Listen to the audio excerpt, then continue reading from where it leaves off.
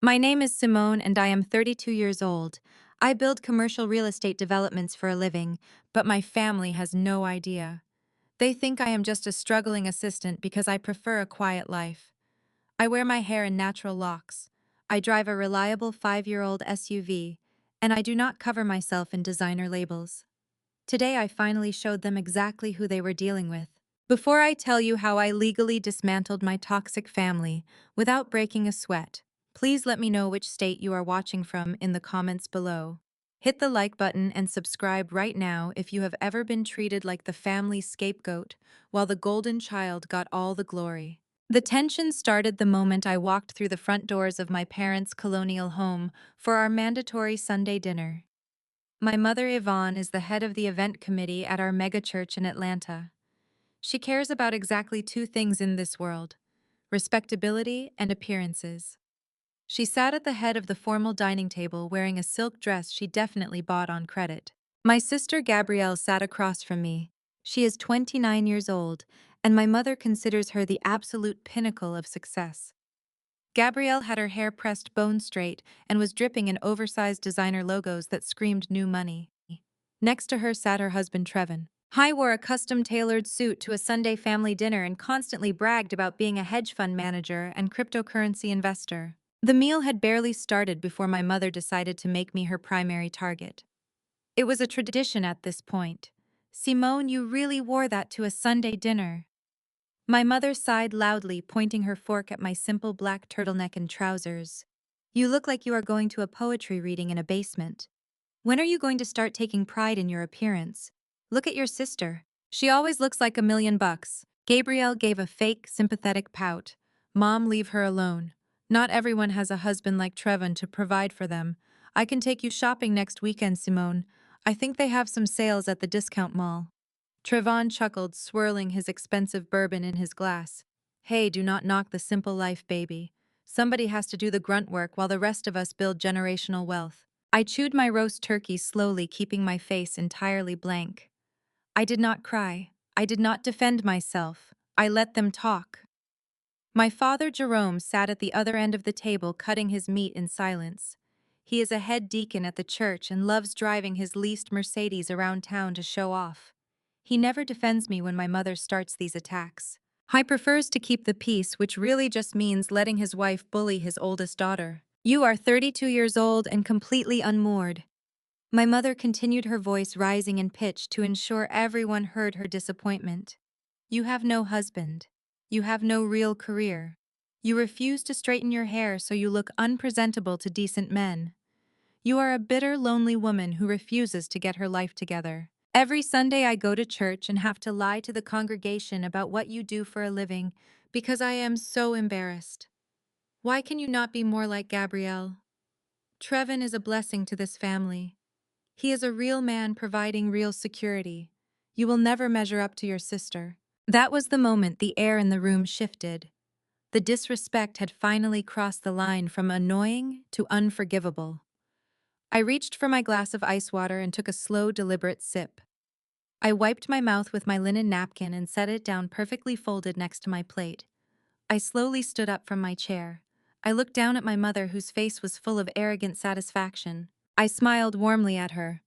"Then let her start paying your rent," I said. My father dropped his fork against his porcelain plate. The loud clatter echoed in the sudden silence of the dining room. His face went completely white. "What do you mean, rent?" My mother demanded, her brow furrowing in confusion. "This is our house. We own this home. What are you talking about, Simone?" I reached down into my leather tote bag resting on the floor. I pulled out a thick manila envelope, unclasped it, and slid a heavy stack of stapled documents onto the table. I dropped it right next to the platter of roast turkey. "That is a certified property deed," I said, keeping my voice dangerously calm. "And if you look closely at the name of the legal owner, you will see that it does not say Jerome and Yvonne. It says Simone. I own this house. I have owned it for 4 years." Gabrielle let out a loud, obnoxious laugh. "You are lying. You do not have the kind of money to buy a house in this neighborhood. Stop making a fool of yourself." I ignored her and looked directly at my father. His hands were trembling. He could not even look at his wife. "Tell them, Dad," I said. Tell your perfect golden child and your billionaire son-in-law the truth. Tell them what happened 4 years ago when you tried to play day trader with the home equity line of credit and lost everything. Tell them about the foreclosure notices that were coming in the mail every single week. My mother turned to my father, her eyes wide with shock. Jerome, what is she talking about? What foreclosure? He hid it from you, Mom, because he was terrified of losing his position at the church. I explained since my father was too paralyzed by shame to speak. He came to my apartment crying, begging for help, because the bank was 5 days away from auctioning this house off to the highest bidder.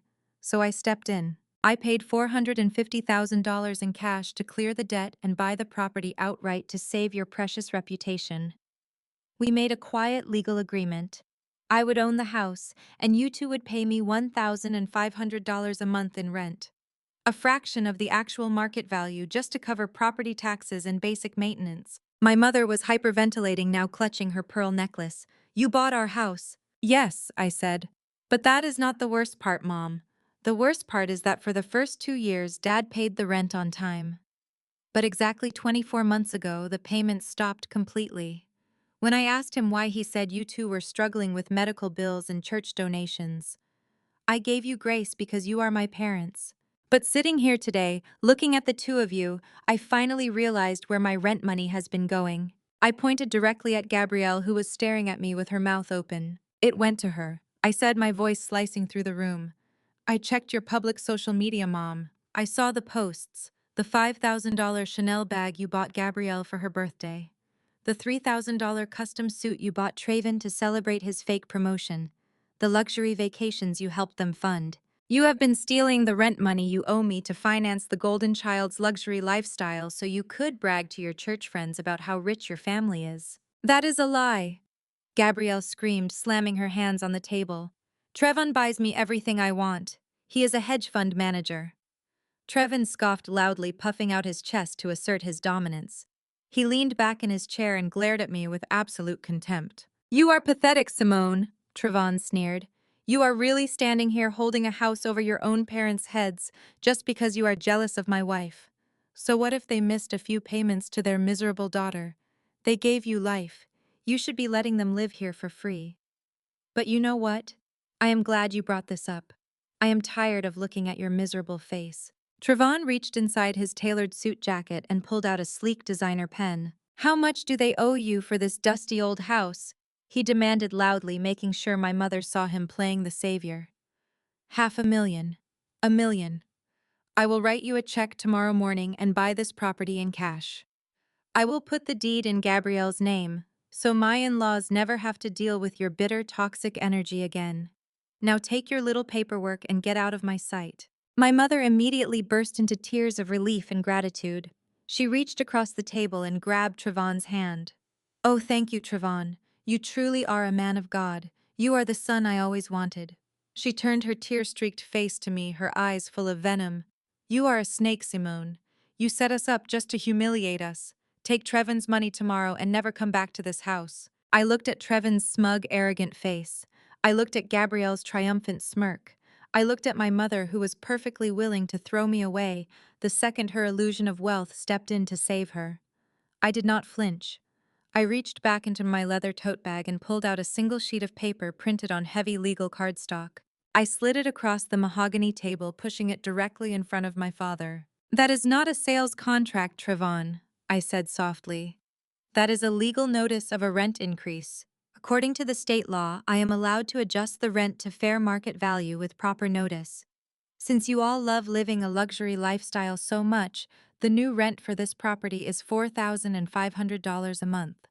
That is a 300% increase starting immediately. My mother let out a loud gasp. You cannot do that. That is illegal. It is completely legal when you are on a month-to-month lease with no rent control, I corrected her. You owe me $36,000 in back rent. You have exactly 30 days to pay the back rent in full and sign the new lease agreement at the new price. If the money is not in my account by the 1st of next month, I will go down to the county courthouse and I will file a formal eviction. The sheriff's deputies will come to this house, drag all of your expensive furniture onto the front lawn, and change the locks while your entire church congregation watches. Trevin stood up from his chair, his face turning red with anger. I told you I am buying the house tomorrow, you crazy woman. I smiled at him, a cold, dead smile. I am not selling the house to you, Trevon. I do not need your money. I just want my rent. I picked up my leather tote bag and placed the strap over my shoulder. I looked at the four of them, sitting around the lavish dinner table, their perfect Sunday afternoon completely shattered by the reality of their own financial irresponsibility. Have a blessed Sunday, I said. I turned around and walked out the front door. The heavy wooden door clicked shut behind me, sealing them inside the house that I owned. They thought I was just a bitter, jealous sister throwing a temper tantrum.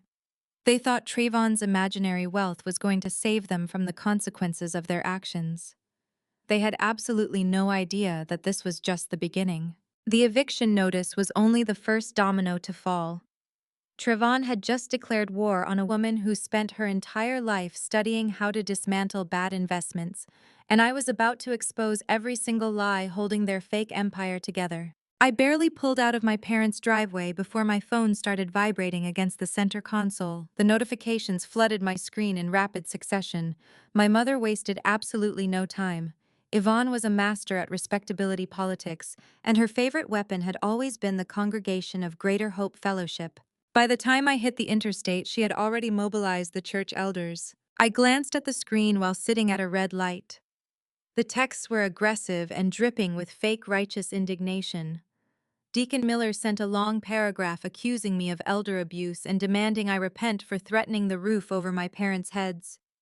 Sister Jenkins, the head of the usher board, texted to say she was praying for my bitter and jealous spirit. According to the narrative, my mother was spinning.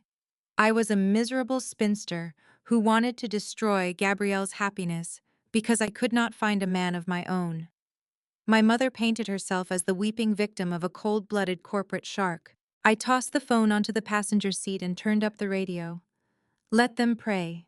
Their prayers were not going to pay the $36,000 in back rent. My phone rang again, but this time a custom ringtone blared through the car speakers. I smiled and tapped the steering wheel to answer. It was Aunt Vivian. She is my father's older sister and the only person in our entire bloodline who operates in reality.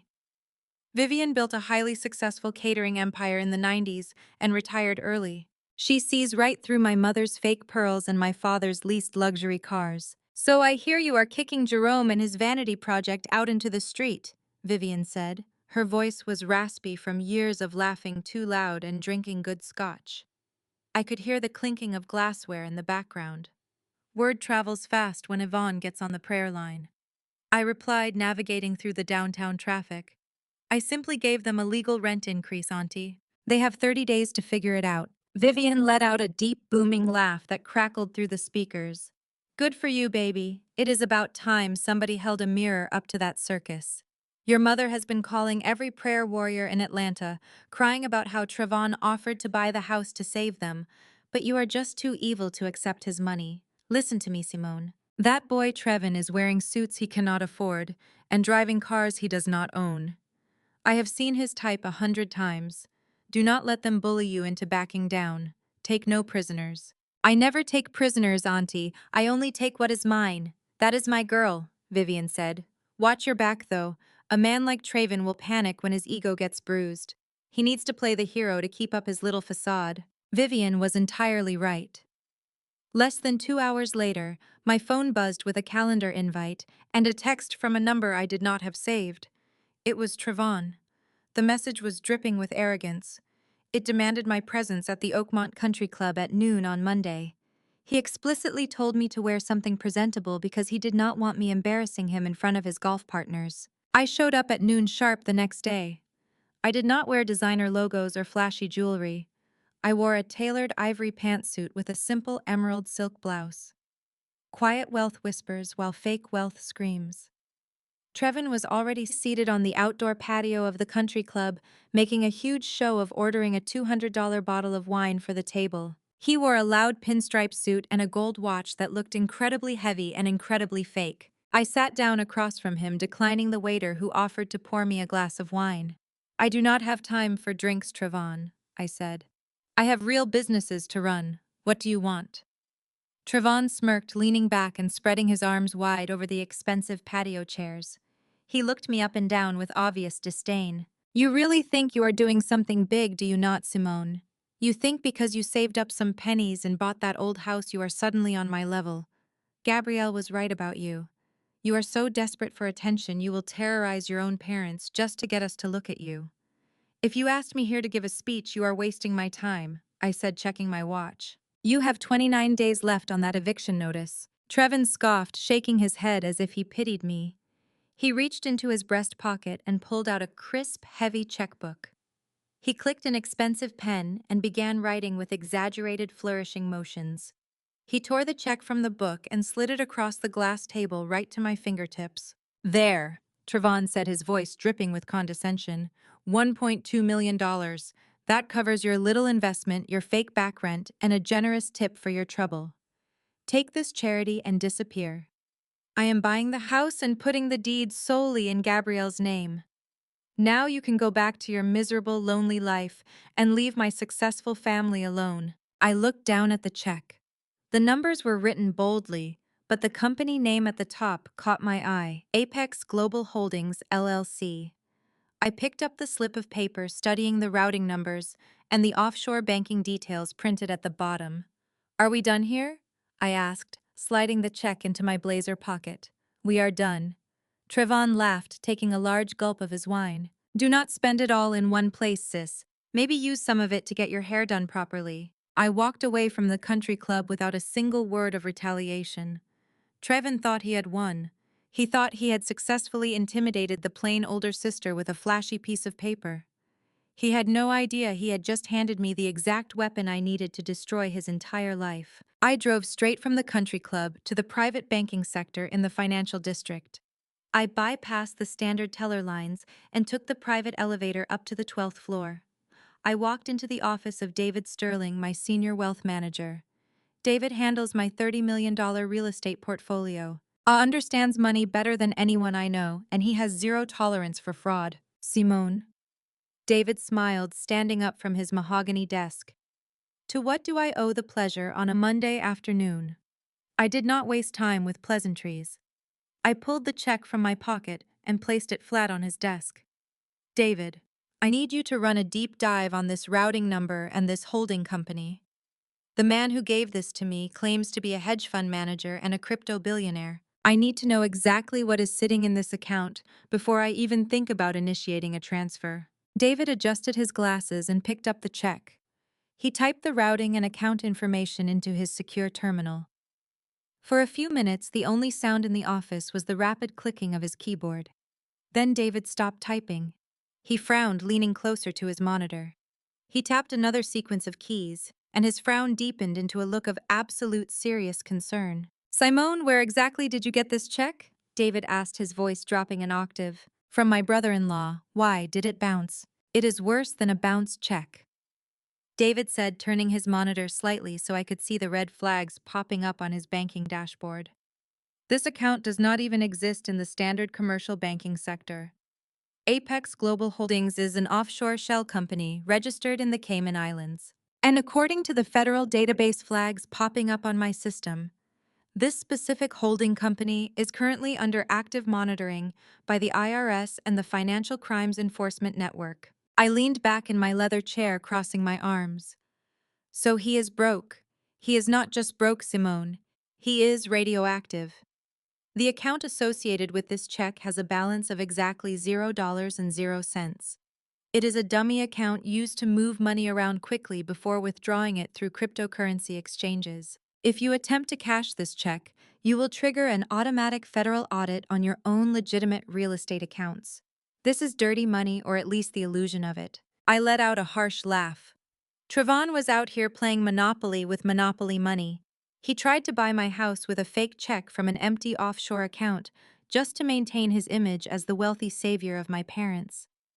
It was pathetic, but it was also incredibly dangerous. Shred the check, David. Do not even attempt to process it. I will securely destroy it. David agreed, pressing a button on his desk to activate his high-grade shredder. But before he fed the paper into the machine, he paused, his eyes scanning the digital profile he had pulled up for Trevon's LLC. He looked up at me, and the color seemed to drain slightly from his face. Simone, there is something else here. Something you need to know immediately. What is it? David pointed to the corporate registration details listed under Apex Global Holdings LLC. When you register an LLC, you have to provide a physical mailing address for legal correspondence and tax purposes. Trevon did not use a commercial office building. He used a residential address to register this fraudulent hedge fund. David read the address aloud. It was the exact street number and zip code of the colonial house in Fairfield, my parents' house, the house that I legally own. The air in the room suddenly felt incredibly thin. The reality of what David was saying crashed down on me like a physical blow. Are you telling me? I started, my voice dangerously low. That this man registered an empty, fraudulent offshore shell company, using my property as his legal headquarters. Yes, David said grimly. And if he is under federal monitoring for wire fraud or running a Ponzi scheme, the authorities will not care who holds the actual deed. When the FBI and the IRS come to execute their search warrants, they will raid the registered address of the LLC. They will freeze the property. If they find any evidence that illegal funds were used to maintain the house, they will seize the property entirely as criminal evidence under federal forfeiture laws. Simone, your house is directly in the crosshairs of a federal criminal investigation. I left David Sterling's office with a singular focus. There was no time to play games anymore. Trevon had crossed a line that jeopardized my hard-earned assets. I was not going to let a fake crypto bro drag my real estate portfolio into a federal indictment. If my parents wanted to protect a criminal under my roof, they would have to do it from the street. I did not call my mother. I did not call my father. I drove straight to the county courthouse and walked into the sheriff's civil division. I paid the premium fee for expedited service. I wanted the notice delivered immediately, and I knew exactly what was happening at my house that afternoon. Every third Tuesday of the month, Yvonne hosted the Greater Hope Fellowship Women's Auxiliary Board. It was her favorite day to parade around the living room serving expensive catered appetizers and pretending her life was completely flawless. I knew the driveway would be packed with luxury cars belonging to the most gossip-hungry women in Atlanta. At exactly 2 o'clock in the afternoon, a marked county sheriff cruiser pulled up to my property. The deputy walked right past my mother's imported rhododendrons, holding a massive neon orange paper. According to the security cameras I still monitored, the deputy did not even bother knocking politely. He slammed his fist against the heavy mahogany door. When my mother opened it wearing her tailored hosting dress and a fake welcoming smile, the deputy handed her the clipboard. Then he took out a heavy-duty staple gun and drove 2 thick metal staples right into the center of the door, attaching the 7-day eviction notice for the entire neighborhood to see. The auxiliary board members gasped. The prominent church ladies who my mother spent her entire life trying to impress were now staring at a bright orange sign that declared Jerome and Yvonne were being legally thrown out for non-payment of rent. My mother's scream of absolute humiliation was captured perfectly on the porch camera audio. I saved the video to my secure cloud storage. Less than 30 minutes later, my phone rang. The caller ID showed my father's name. I accepted the call and put it on speaker while I poured myself a glass of sparkling water in my kitchen. "Simone, are you out of your mind?" Jerome screamed through the speaker. His voice was cracking with a mixture of terror and rage. "You sent the police to my house in front of the entire church committee. Your mother is having a panic attack in the master bathroom. How could you do this to your own flesh and blood? You are a disgrace to this family." I took a slow sip of my water. "It is not your house, Dad," I reminded him firmly. "And I gave you a 30-day notice to pay the new rent. You chose to ignore it and rely on a scam artist. Trevon gave you a check for over $1 million yesterday." Jerome yelled, his breathing heavy. "Gabrielle told us he bought the house. He showed us the carbon copy of the check. You took his money and you still sent the sheriff. You are a thief, Simone. I am calling the authorities and having you arrested for fraud." I set my glass down on the marble counter. "I love that you brought up fraud, Dad. I really do. Check your email. I just sent you a very important document showing the exact truth regarding your rich son-in-law." I heard him fumbling with his phone on the other end of the line. A few seconds later, he gasped loudly. I had emailed him a high-resolution scan of Trevin's check, stamped diagonally. Across the front of the check-in, thick red bank ink, were the words, "Insufficient funds, fraudulent account." "That check is tied to an empty offshore shell company, Dad," I said, my voice slicing through his stunned silence. "Trevon does not have $1 million. He does not even have $10. He is broke. The bank flagged that account for federal monitoring. If I had tried to cash that piece of paper, I would have triggered a federal audit. Your perfect son-in-law is a broke con artist, and he just registered his illegal business using my property address. That is impossible." Jerome stammered, his confident tone completely collapsing under the weight of undeniable proof. "Trevon is a hedge fund manager. He drives a Porsche. He is buying us a new house in Buckhead. You must have manipulated the bank record, Simone. You are just jealous." "Believe whatever helps you sleep at night, Dad," I said coldly. "But the law does not care about your delusions. You have 7 days to pack your things and vacate my property. If you are still inside that house by next Tuesday, the sheriff will return to physically remove you. Call Trevon and ask him to buy you a hotel room with his imaginary crypto wealth." I ended the call before he could formulate another excuse. My phone barely sat on the counter for 2 seconds before it rang again. This time it was Gabrielle.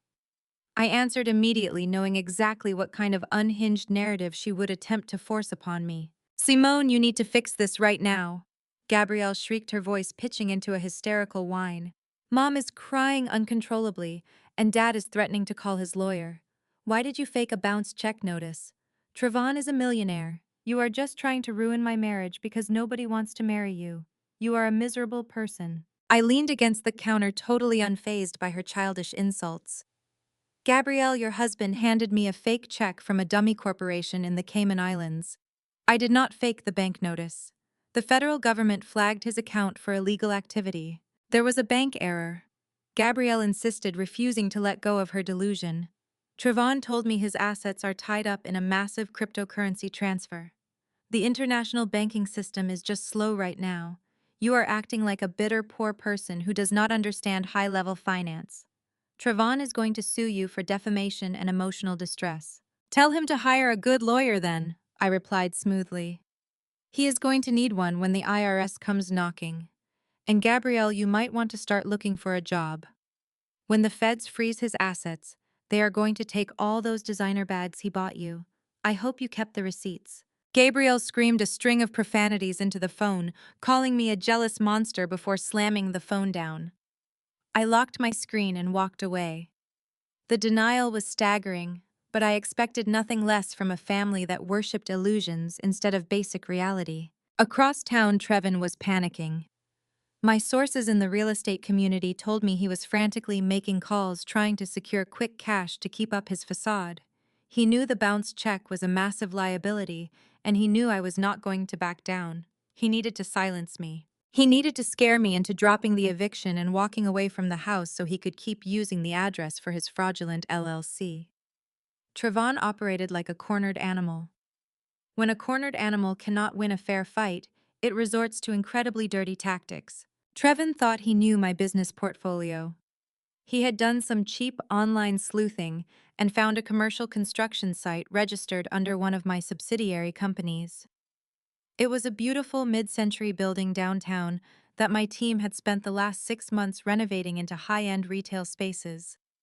Trevon figured a little destruction would send a clear message. He hired a group of local street-level thugs, paid them in whatever real cash he had left, and ordered them to completely trash the property. He wanted to hit my pockets and break my spirit. That night, I was sitting in the living room of my penthouse apartment, reviewing lease agreements for a new commercial block. The city was quiet below me. At exactly 2 in the morning, my phone screen lit up brightly. It was a priority motion alert from my commercial security system. I tapped the notification, immediately bringing up the live camera feed for the downtown property. The high-definition night vision cameras captured everything in perfect clarity. 3 men wearing dark hoodies and masks approached the front of the newly renovated building.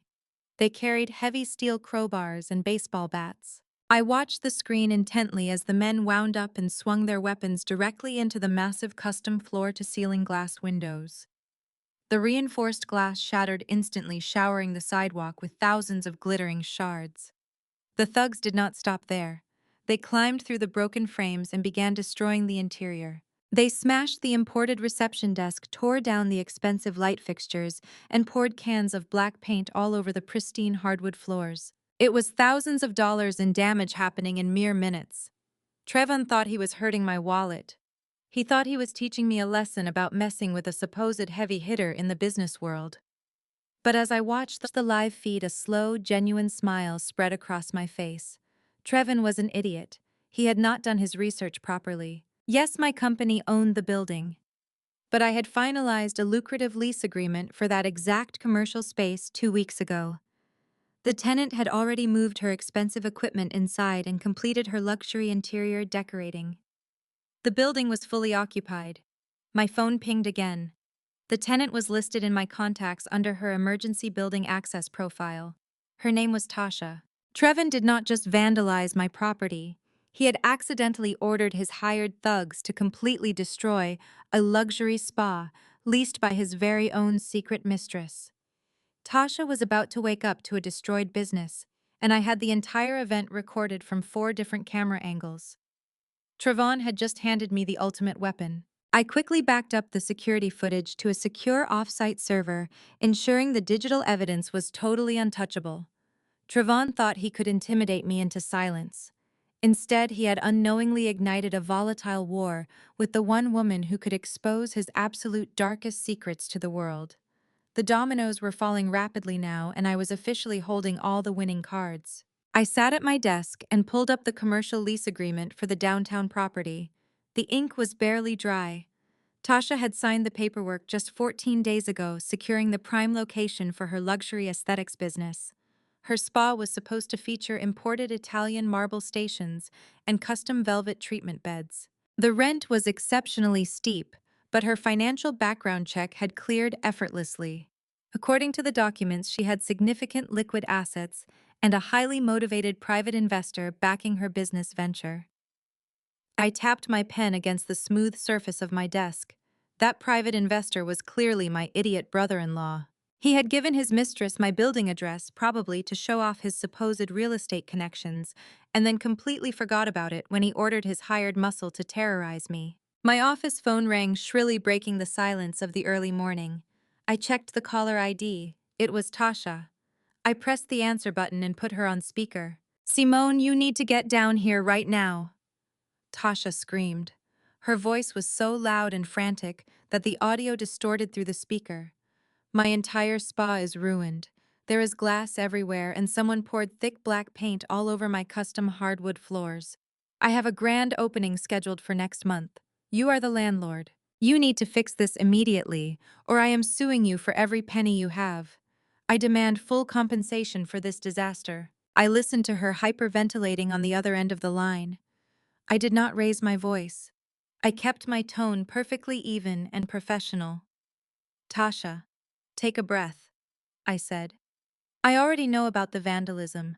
My security cameras caught the whole thing. I am leaving my penthouse now.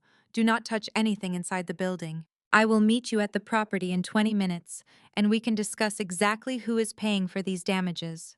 I grabbed my keys and headed out the door. The drive downtown was quick. The early morning sun was just starting to rise, casting a pale light over the city streets.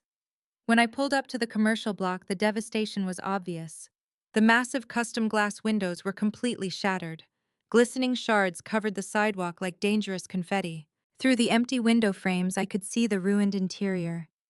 The reception desk was smashed to pieces and dark paint stained the pristine floors. Tasha was standing on the sidewalk, wrapping her designer coat tightly around herself.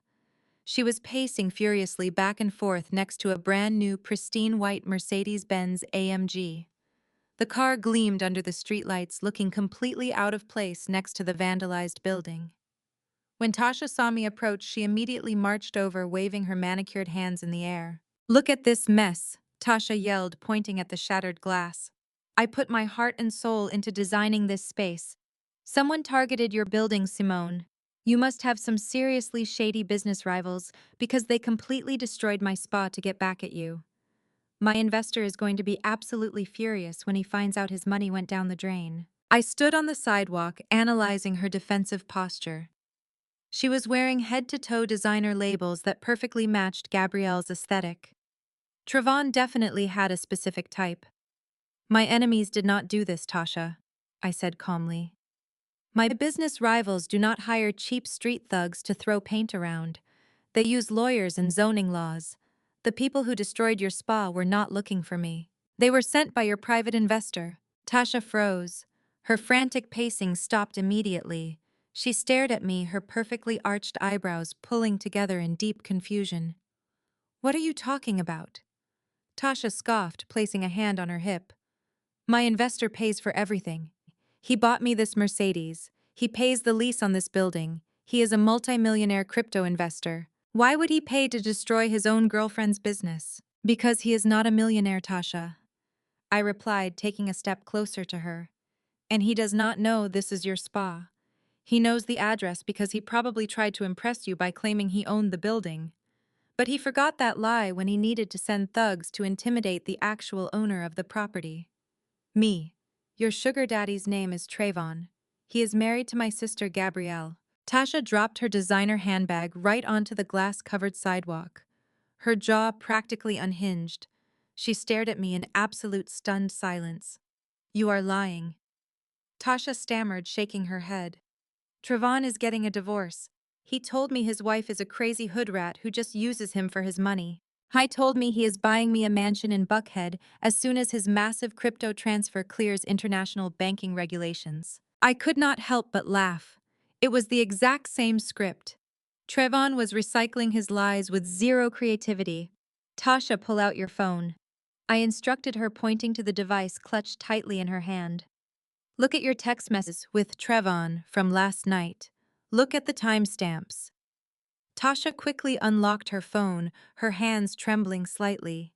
She scrolled through her message history. Read them to me, I demanded. Tasha swallowed hard, her voice shaking as she read the texts aloud. At 1 in the morning, he texted me asking if I was asleep. I told him I was in bed. Then at 1:30, he texted me saying he had to handle some aggressive business negotiations downtown and that he was going to teach a bitter old woman a lesson about respect. I nodded, gesturing toward the ruined spa. The thugs hit the building at exactly 2 in the morning. He sent them to this address because he knew it belonged to me. He got his lies mixed up, Tasha. He was trying to terrorize his sister-in-law, but he accidentally ordered a hit on his own mistress's business. Tasha stared at the text messages and then looked up at the shattered glass of her dream spa. The realization hit her like a freight train. The denial vanished, instantly replaced by a burning explosive rage. Her face turned bright red and she let out a scream of pure frustration. That lying broke loser! Tasha yelled, kicking a large piece of shattered glass into the street. He promised me this spa was going to make us millions. He told me his crypto clients were pouring cash into his hedge fund every single week. Crypto clients. I asked, my ears perking up at this specific phrase. Tasha, who exactly are his clients? Tasha scoffed, leaning against her white Mercedes. He targets old people at these massive megachurches. He told me he goes to the Sunday services with his fake perfect wife and charms the congregation. He gets the deacons and the church elders to hand over their retirement checks, promising them a guaranteed 40% return on crypto investments. He brings all that cash straight to me. I used an entire pension check from some old church deacon to buy this Mercedes last month in cash. The pieces of the puzzle slammed together in my mind with horrifying clarity. I felt a cold chill run down my spine despite the morning heat. Trevon was not just passing bad checks.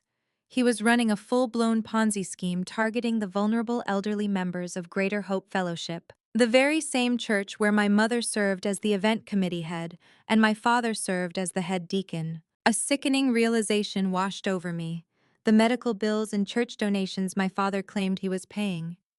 The reason my parents suddenly stopped paying me rent 2 years ago.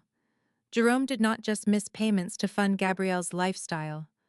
He had handed over his entire life savings and his hard-earned pension directly to Trevon. My father had been completely scammed by his own golden son-in-law. Trayvon was stealing the church congregation's retirement money to fund his fake billionaire lifestyle and buy luxury cars for his secret mistress. I looked at Tasha, who was currently typing a furious text message to Trayvon. I reached out and gently pushed her phone down.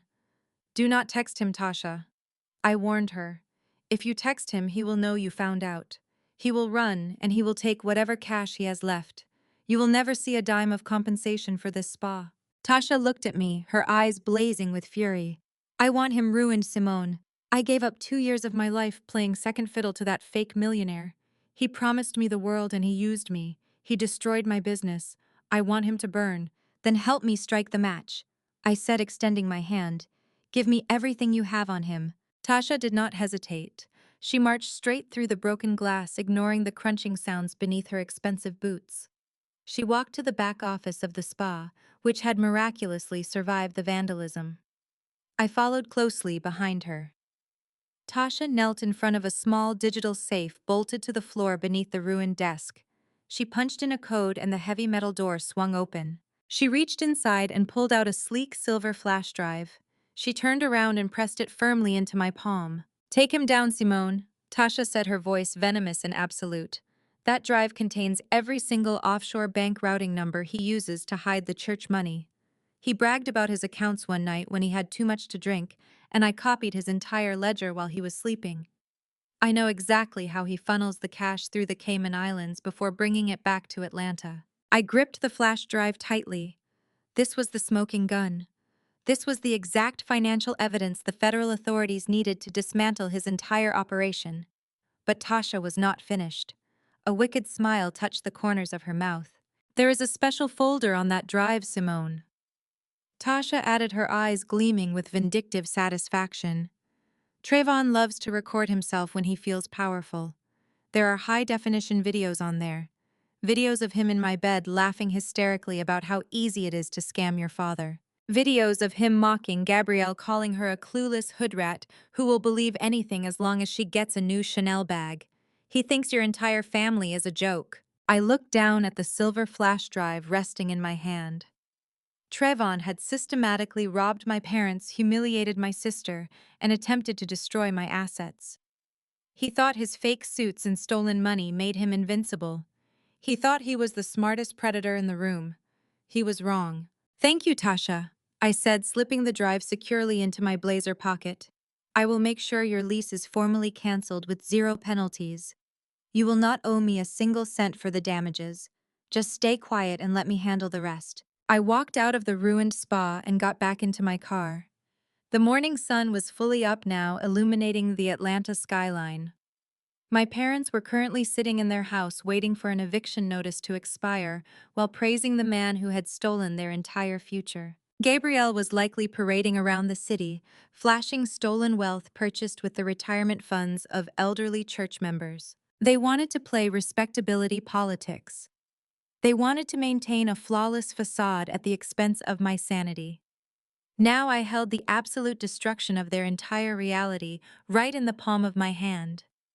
The federal government was about to receive a very interesting anonymous tip, and I was going to ensure that Trayvon's empire of lies collapsed in the most public, devastating way imaginable. I started the engine and drove toward the financial district, ready to finalize the complete annihilation of Trayvon Washington. I bypassed my usual parking spot and drove my SUV straight to a discreet electronics store on the edge of the financial district.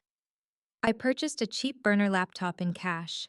I was not going to let a single byte of Trayvon's radioactive data touch my secure corporate network or my personal devices. I sat in my parked car in a secluded garage, booted up the brand new machine, and plugged in the silver flash drive Tasha had given me. The files loaded instantly. Tasha was not exaggerating. Trayvon was meticulous in the worst possible way. He had kept highly detailed spreadsheets mapping out his entire Ponzi scheme. I opened the main ledger and felt my stomach churn with a mixture of disgust and absolute vindication. There were rows upon rows of names. I recognized almost all of them. Deacon Miller, Sister Jenkins, Pastor Thomas. These were the very same church elders who had texted me yesterday morning, accusing me of being a bitter and jealous woman. They had handed over their life savings to my brother-in-law. The offshore routing numbers were neatly categorized: detailing how the funds moved from Greater Hope Fellowship directly into the Cayman Islands and then right back into Tasha's luxury lifestyle. I spent the next 2 hours sitting in my car, organizing every single file into a comprehensive, flawless digital dossier. I created a timeline of the fraud cross, referencing the church donations, with the purchase of the white Mercedes, and the commercial lease payments for the spa. I opened a secure encrypted browser. I navigated to the official tip submission portals for the IRS Criminal Investigation Division and the FBI White Collar Crime Unit based in Atlanta. I did not write a lengthy emotional plea. Federal agents do not care about family drama. They care about actionable evidence. I typed a highly concise summary of the wire fraud, tax evasion, and exploitation of the elderly. I uploaded the offshore bank routing numbers, the forged tax documents, and the complete ledger. I hit submit on both portals simultaneously. The confirmation screens popped up thanking me for the anonymous tip. The federal gears were officially in motion. Trevon had an hourglass hanging over his head, and the sand was running out fast. I destroyed the burner laptop, tossing it into an industrial dumpster on my way back to my penthouse. I walked into my living room feeling a profound sense of clarity.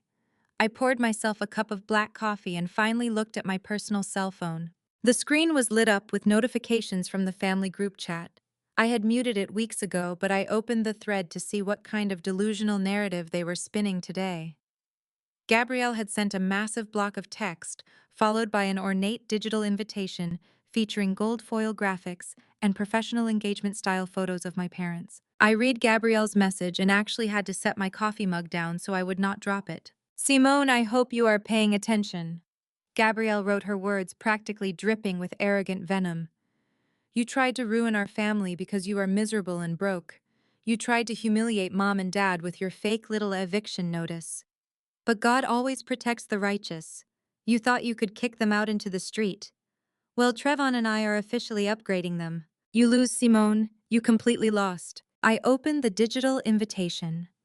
It was an elaborate announcement for my parents' 35th wedding anniversary gala. The event was scheduled for this upcoming Saturday night at the Grand Marquis Hotel. The Grand Marquis is one of the most expensive luxury hotels in downtown Atlanta. The invitation promised a black tie evening of worship, celebration, and generational wealth, but the absolute kicker was printed at the very bottom of the elegant digital flyer in bold golden letters. "Please join us for the highlight of the evening as Trevon and Gabrielle Washington present Jerome and Yvonne with the keys to their brand new $2.5 million permanent estate in Buckhead." I stared at the screen. A $2.5 million mansion in Buckhead, the most exclusive and expensive neighborhood in the entire state of Georgia. Trevon was completely bankrupt. His fake offshore accounts were totally empty. His mistress had just turned on him. He had absolutely no assets to his name. Yet he was promising to hand my parents the keys to a multi-million-dollar mansion in front of hundreds of elite church guests. My first thought was that Trevon had somehow managed to scam another victim out of a massive down payment. But a man facing a collapsing Ponzi scheme does not buy real estate. He hoards liquid cash so he can run. Trevon was playing a much more dangerous game. I walked over to my home office and booted up my primary workstation. As a commercial real estate developer, I have direct access to the multiple listing service and county property records that the general public cannot easily search. I typed in the address of the Buckhead mansion that Gabrielle had so proudly plastered across the digital invitation. The property details populated on my dual monitors within seconds. It was a stunning 6-bedroom modern estate with a resort-style pool and a massive gated driveway. But the ownership records told the real story. The house was not currently on the market for sale. It had been purchased 3 years ago by a corporate holding company that specialized in luxury short-term rentals. I quickly cross-referenced the property address with high-end vacation rental platforms. It took me less than 5 minutes to find the exact mansion listed on a premium site geared toward affluent vacationers and film production crews. I clicked on the booking calendar for the property. My eyes traced the dates for this upcoming weekend. The mansion was booked starting this Friday and checking out on Monday morning. Exactly 3 days. I pulled up the public permit records for the short-term rental to see who had filed the temporary event insurance for that specific weekend. The name on the insurance rider was Trevin Washington. I sat back in my desk chair, letting the sheer magnitude of his audacity wash over me. Trevon was not buying my parents a house. He had rented an Airbnb for the weekend. I was going to stand on a stage in front of the entire congregation of Greater Hope Fellowship and hand my parents a set of fake keys to a rental property. He was going to use my parents' anniversary gala as a theatrical prop. He needed to put on the ultimate show of extreme wealth to convince the church elders that his hedge fund was still generating massive returns. If he handed over the keys to a mansion, the congregation would open their wallets even wider. They would write him bigger checks right there at the gala, hoping to get their own slice of the generational wealth he was preaching about. Trevon was planning to collect hundreds of thousands of dollars in fresh investments at that party. He would let my parents spend the weekend in the rented mansion taking photos for social media. And by the time Monday morning rolled around and the rental host kicked my parents out onto the curb, Trevon would be on a flight to a non-extradition country with all the cash. I was going to leave my parents completely destitute, facing eviction from my house, and locked out of the fake mansion, all while taking the fall for his massive federal fraud. My phone buzzed again. Another message from Gabrielle in the group chat. Do not bother showing up to the gala, Simone. Gabrielle texted. Security will be strictly enforced at the doors. We only want positive blessed energy in the room when mom and dad get their mansion. You can sit in your sad little apartment and watch the live stream. Enjoy being the family failure. I looked at the glowing screen of my monitor, displaying the Airbnb receipt and the federal tip confirmation, side by side. My sister was gleefully marching toward a cliff and dragging my parents right over the edge with her. They were so blinded by their obsession with status and respectability that they could not see the executioner standing right behind them. They wanted to ban me from the party. They wanted to make sure I was completely excluded from their triumphant moment of fake prosperity. But they forgot one crucial detail about how the real world operates. You cannot ban the person who actually holds all the power. I picked up my phone and dialed the number for Aunt Vivian. She picked up on the second ring, the sound of smooth jazz playing softly in her background. Auntie. I said, my voice sharp and entirely focused. Are you still a Platinum Diamond member at the Grand Marquis Hotel? You know I am, baby. Vivian replied immediately, sensing the shift in my tone. I catered their VIP events for 10 years. The general manager still sends me a fruit basket every Christmas. Why? What do you need? Yvonne and Jerome are having their 35th anniversary gala there this Saturday. I explained, keeping my words precise. Gabrielle just explicitly banned me from the guest list. I need to be inside that ballroom, Auntie. I need full access and I need to get into the audiovisual booth before Trevon takes the stage. Vivian let out a low, rich chuckle that vibrated with pure mischief. Oh, we are crashing a party, she asked, her voice dripping with excitement. We are not just crashing it, I said, staring at the digital evidence of Trevon's impending federal indictment. We are shutting down the entire circus. Trevon is planning to scam the entire congregation out of their life savings on Saturday night. I just handed his offshore files to the FBI, but federal warrants take a few days to process. I need to make sure he does not board a flight before the feds kick the doors in. Consider it done, Vivian said without a shred of hesitation. I will call the hotel manager right now. I will add you as my official +1. And as for the AV booth, I will slide the sound engineer $5,000 in cash to look the other way for 10 minutes. What are you going to wear, Simone? Something that commands absolute authority, I replied. I ended the call and looked out the floor-to-ceiling windows of my penthouse. The city of Atlanta stretched out beneath me, a sprawling grid of power and money. My family thought they had successfully pushed me into the shadows. They thought their fake golden keys and their rented mansions would finally prove that I was the lesser daughter. They had absolutely no idea that I was going to walk into that five-star hotel and personally detonate the bomb that would end their entire existence as they knew it. The stage was set for the ultimate performance, and I was ready to bring the curtain down. Aunt Vivian did not waste a single second. Within an hour of our phone call, she forwarded me an updated guest list from the Grand Marquis Hotel catering director. Right under Vivian's name was a confirmed +1 listed simply as an executive guest. Because Vivian had spent millions with the hotel over her 30-year career, organizing elite corporate banquets. The management did not ask questions. They bent over backward to accommodate her every demand. She also sent me a secure encrypted message containing the personal phone number of the lead audiovisual engineer for the main ballroom. Vivian had transferred $5,000 to his cash application account, with a simple note instructing him to take a 30-minute coffee break at exactly 8:45 on Saturday night. I was instructed to leave the primary projector console unlocked and completely accessible. Vivian detailed the layout of the control room. It was situated on a mezzanine level directly overlooking the main stage, offering a perfect vantage point of the entire crowd. The engineer would leave the primary HDMI cable exposed on the deck. All I had to do was plug in my drive and hit mirror screen. The Grand Marquis Ballroom featured massive wrap around LED screens intended for high-end corporate presentations. Trevin planned to use them to display the fake deed to the Buckhead mansion. I planned to use them for a much different presentation. I spent Thursday and Friday preparing for the gala with the meticulous precision of a military general executing a final campaign.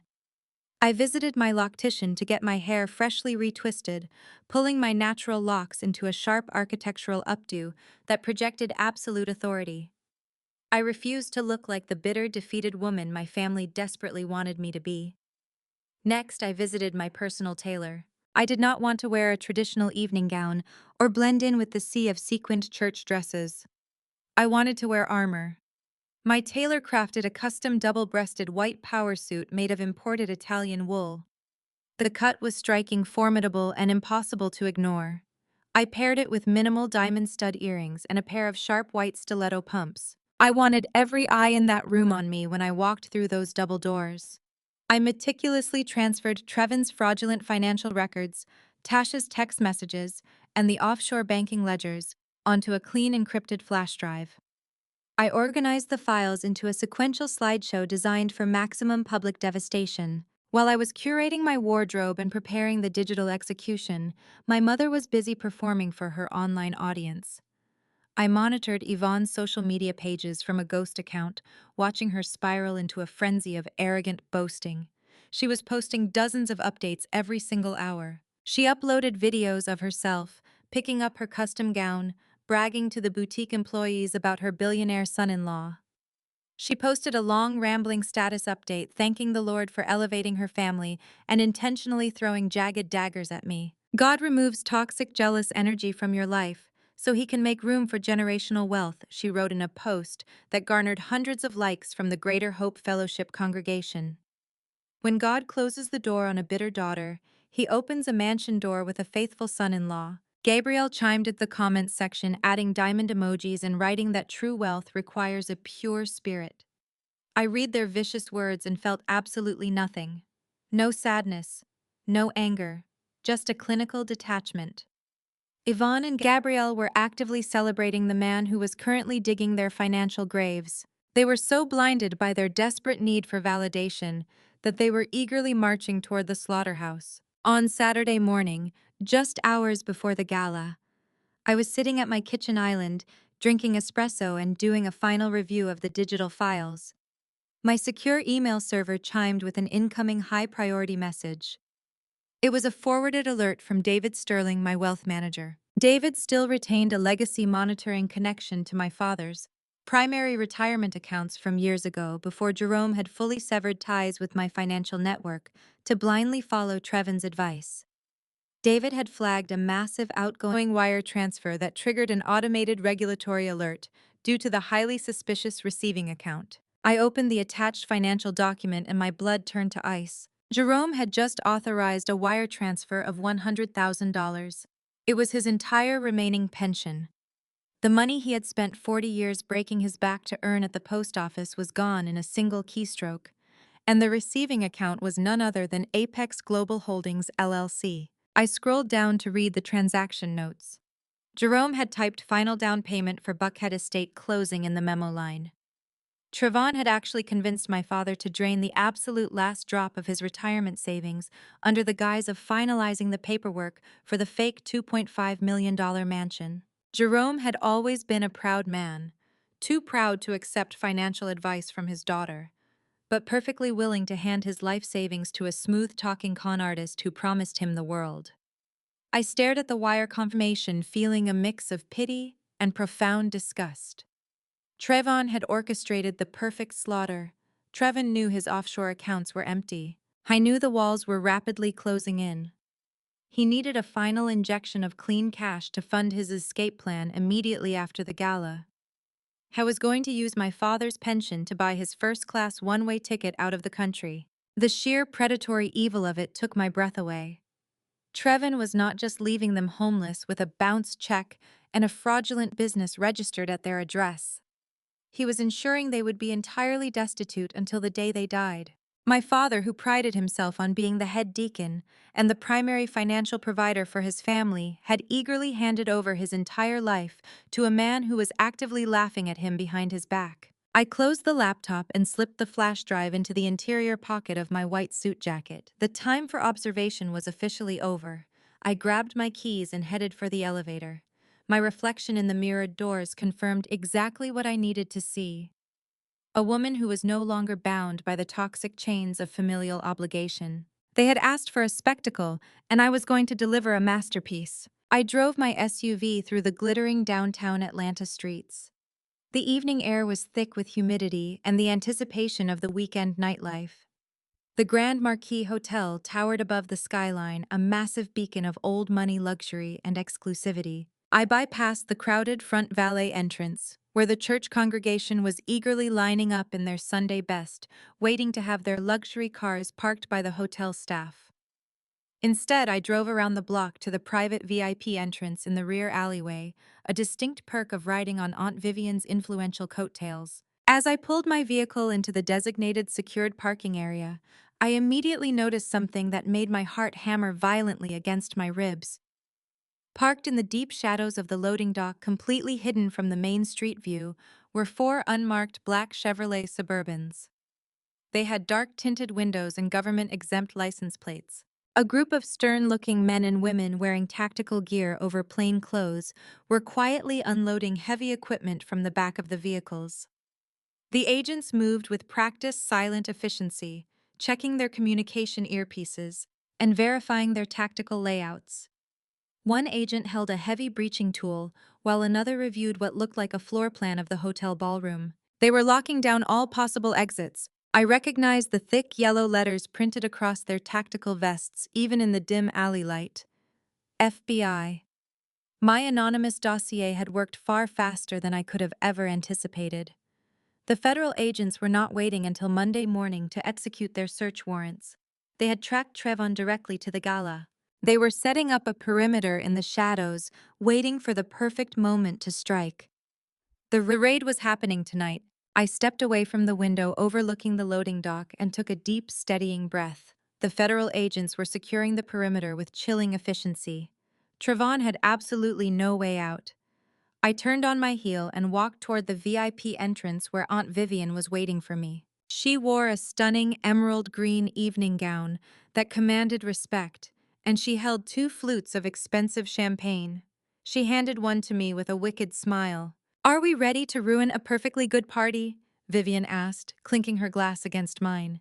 "We are ready to perform an exorcism, Auntie," I replied, taking a sip. "Let us go cast out some demons." We walked arm in arm down the plush carpeted hallway leading to the Grand Marquis Primary Ballroom. I could hear the muffled sounds of a live jazz band playing behind the massive oak doors. Two hotel security guards stood at the entrance checking names on a digital tablet.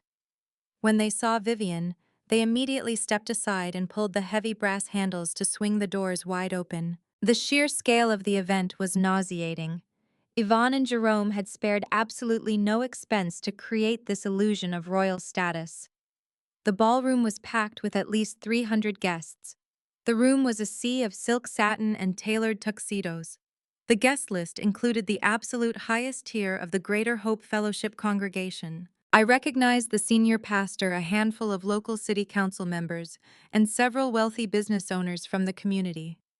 Crystal chandeliers cast a warm golden glow over the tables, which were covered in towering floral centerpieces and silver candelabras. Yvonne was standing near the center of the dance floor, basking in the attention. She was draped in a heavy silver sequined gown that caught the light with her every movement. She threw her head back, laughing loudly at something the mayor's wife had just said. Then she turned around and saw me. I stepped fully into the ballroom, my tailored white power suit contrasting sharply with the sea of dark evening wear. Vivian stood tall right beside me. The moment my mother locked eyes with me, the joy completely drained from her face. She dropped her champagne flute onto a passing waiter's tray and marched directly toward the entrance. As we walked further into the room, a ripple of whispers began to spread through the crowd. People turned their heads to stare. The jazz band, noticing the sudden shift in the rooms, energy faltered, and the music practically ground to a complete halt. The silence that fell over the massive ballroom was deafening. Yvonne reached us, her chest heaving with suppressed rage. She stopped inches from my face, her eyes darting frantically around to see who was watching. "What are you doing here?" Yvonne hissed, her voice a venomous whisper meant only for me. I told you explicitly that you were banned from this celebration. You are not on the guest list, Simone. Turn around and walk out those doors right now before I call security to drag you out by your hair. I did not flinch.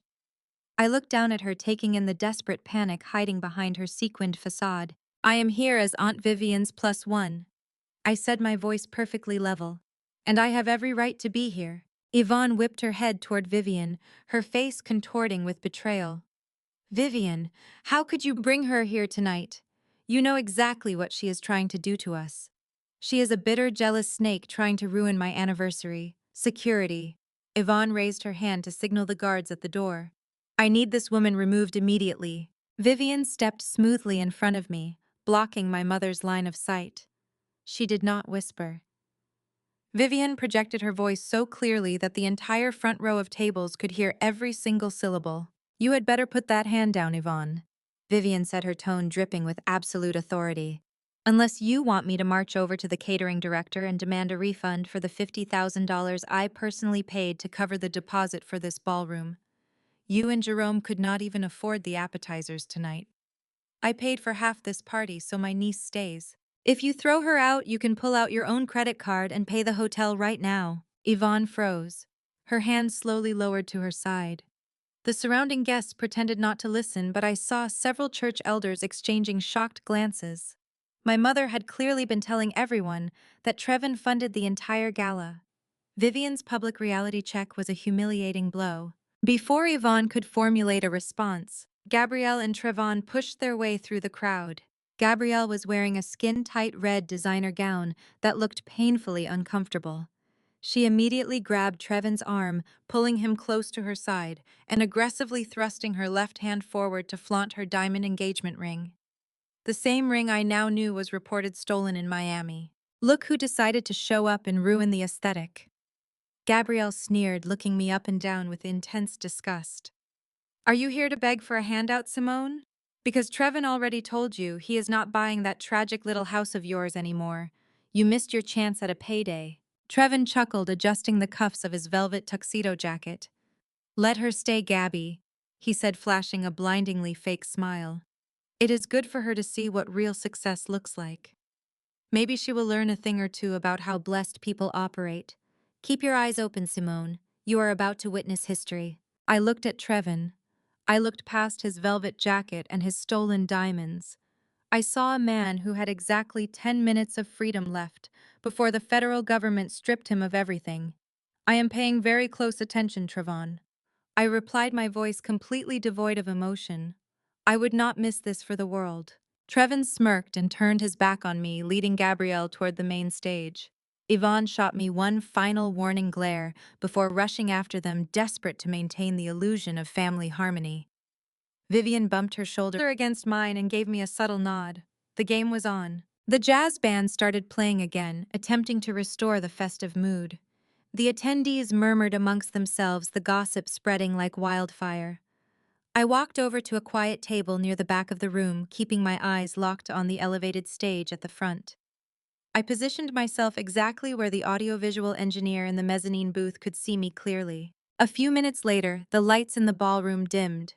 A spotlight hit the center of the main stage. Trevin walked up the steps, grabbing a wireless microphone from the podium.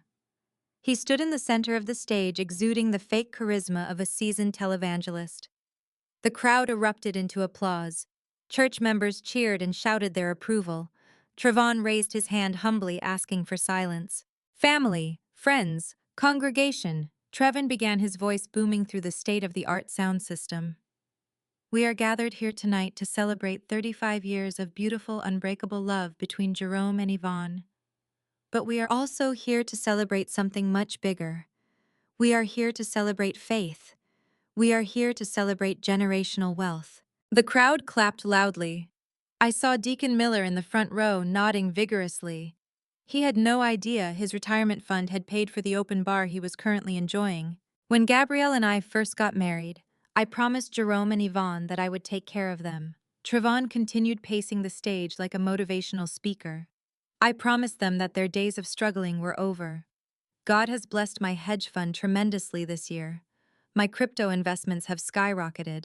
And because I am a man of my word, I believe in giving back to the people who raised my beautiful wife. He paused for dramatic effect. He looked out over the crowd, and his eyes intentionally found me standing in the back of the room.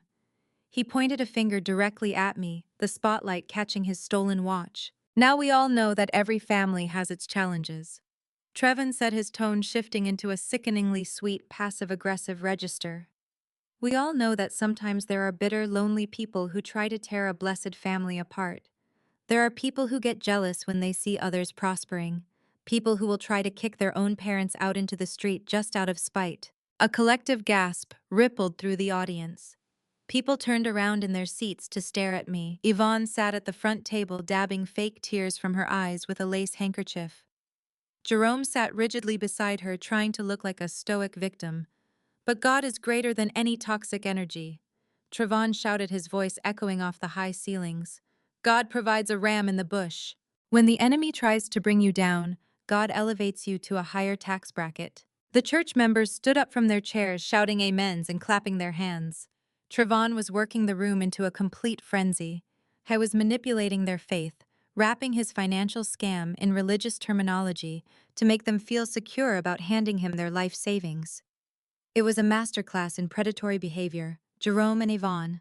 Trevin called out, gesturing for my parents to join him on stage. Please come up here. My parents stood up and walked up the steps to the stage. Yvonne was practically vibrating with excitement.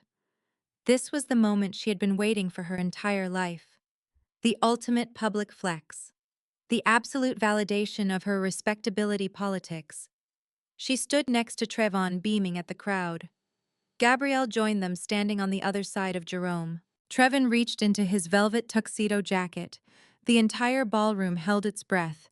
He dramatically pulled out a sleek black velvet jewelry box. He held it up high for everyone to see. Mom. Dad. Trevin said, his voice cracking with fake emotion. You have spent your entire lives serving the church. You have sacrificed everything for your children. Today your struggling ends. Welcome to your new $2.5 million estate. Trevin snapped the velvet box open to reveal a set of gleaming golden keys. The crowd absolutely erupted. It was a deafening roar of applause and cheers. People were crying. Gabrielle threw her arms around Trevon, kissing his cheek. Yvonne grabbed the keys from the box, holding them up to the spotlight like an Olympic trophy. Jerome pumped his fist in the air, tears streaming down his face. They had done it. They had secured their fake legacy in front of the entire city. I stood at the back of the room watching the spectacle. The cheering washed over me like a wave. I slowly reached into my blazer pocket and pulled out my cell phone.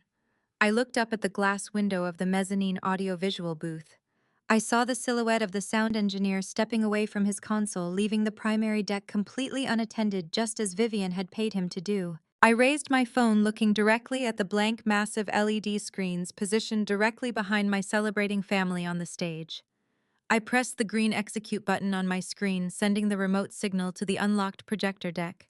The show was officially over. Before Jerome could even wrap his fingers around those shiny golden keys, the massive panoramic LED screens behind the stage flashed pitch black. A sharp electronic feedback whine pierced through the ballroom, instantly silencing the live jazz band and cutting off the roaring applause. The sudden darkness on stage caused a wave of physical confusion. People craned their necks looking around for a blown fuse or a technical glitch. Then the three giant screens illuminated simultaneously, flooding the entire room with a harsh, bright white light. Projected in massive high definition across the width of the entire stage was not a certified deed of ownership. It was a standard digital receipt. The bold black letters at the very top of the screen read, AIRBNB confirmed booking. Directly underneath it, in font large enough for the people sitting in the very back row to read clearly, was the name of the primary guest, Trevon Washington. The receipt detailed the exact address of the Buckhead mansion, displayed alongside a clear, itemized breakdown of the charges. 3 nights. Check-in Friday afternoon. Check-out Monday morning. Total cost $4,500. It even included a strict warning from the property host about unapproved parties and a mandatory non-refundable cleaning fee. The deafening silence that fell over the Grand Marquis Ballroom was heavy enough to crush bone. 300 elite guests, church elders, and local politicians stared at the glowing screens in absolute collective shock. I saw Deacon Miller sitting in the front row, slowly lower his champagne glass to the table, his mouth hanging completely open. The grand illusion of generational wealth evaporated in a single digital second, leaving behind nothing but cold, hard exposure. Jerome stood completely frozen, his hand hovering just inches above the velvet box. He stared at the massive receipt, his eyes darting back and forth across the checkout dates as his brain struggled to process the information. The color rapidly drained from his face, leaving him looking pale and suddenly very frail. Yvonne stumbled backward, her silver-sequined gown catching the harsh white light of the projector. She looked like she had just been physically struck in the chest. Trevin spun around to face the screens, and absolute blind panic consumed his features. His smug televangelist persona shattered instantly into a million irreparable pieces. He dropped the velvet box. The fake golden keys clattered uselessly against the wooden stage floor, echoing loudly in the quiet room. Cut the feed!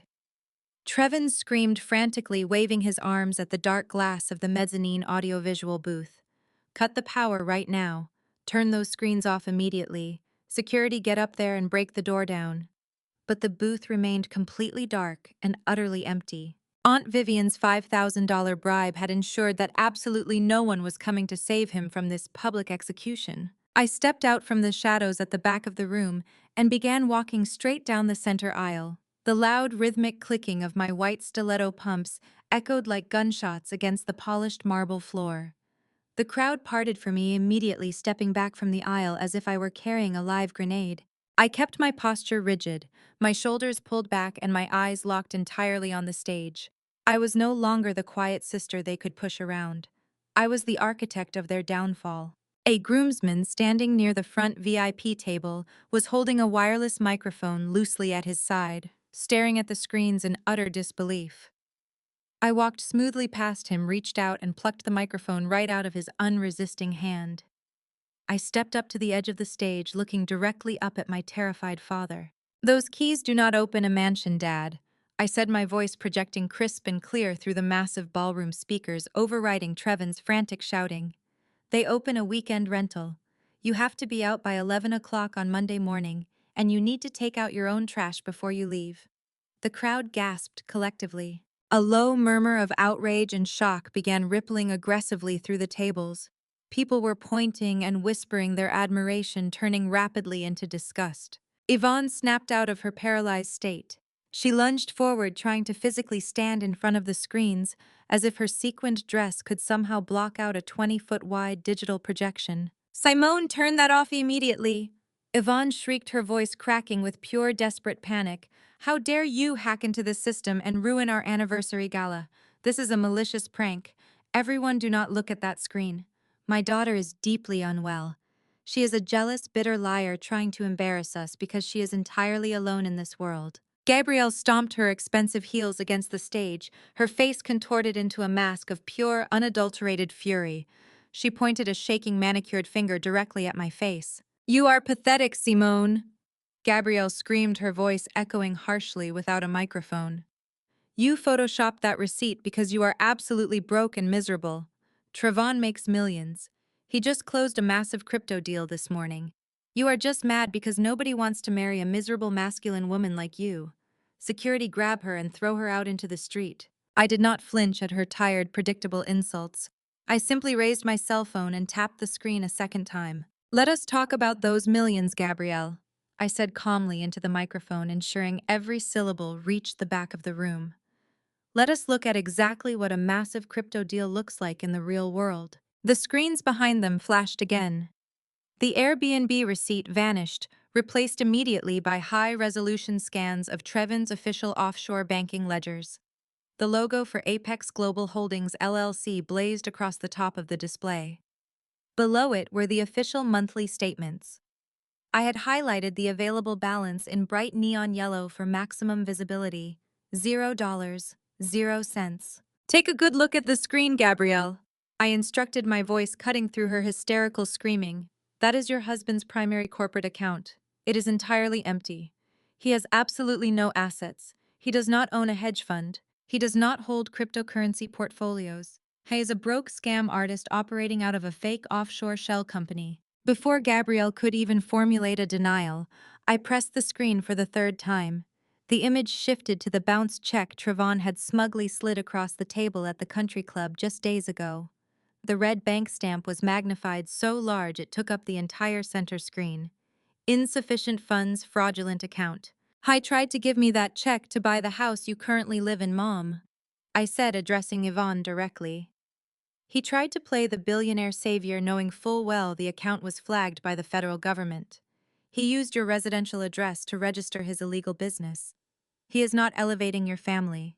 He is using you as a human shield for his federal crimes and banking fraud. The ballroom erupted into absolute chaos. Guests were standing up from their tables, pointing at the screens and shouting angrily.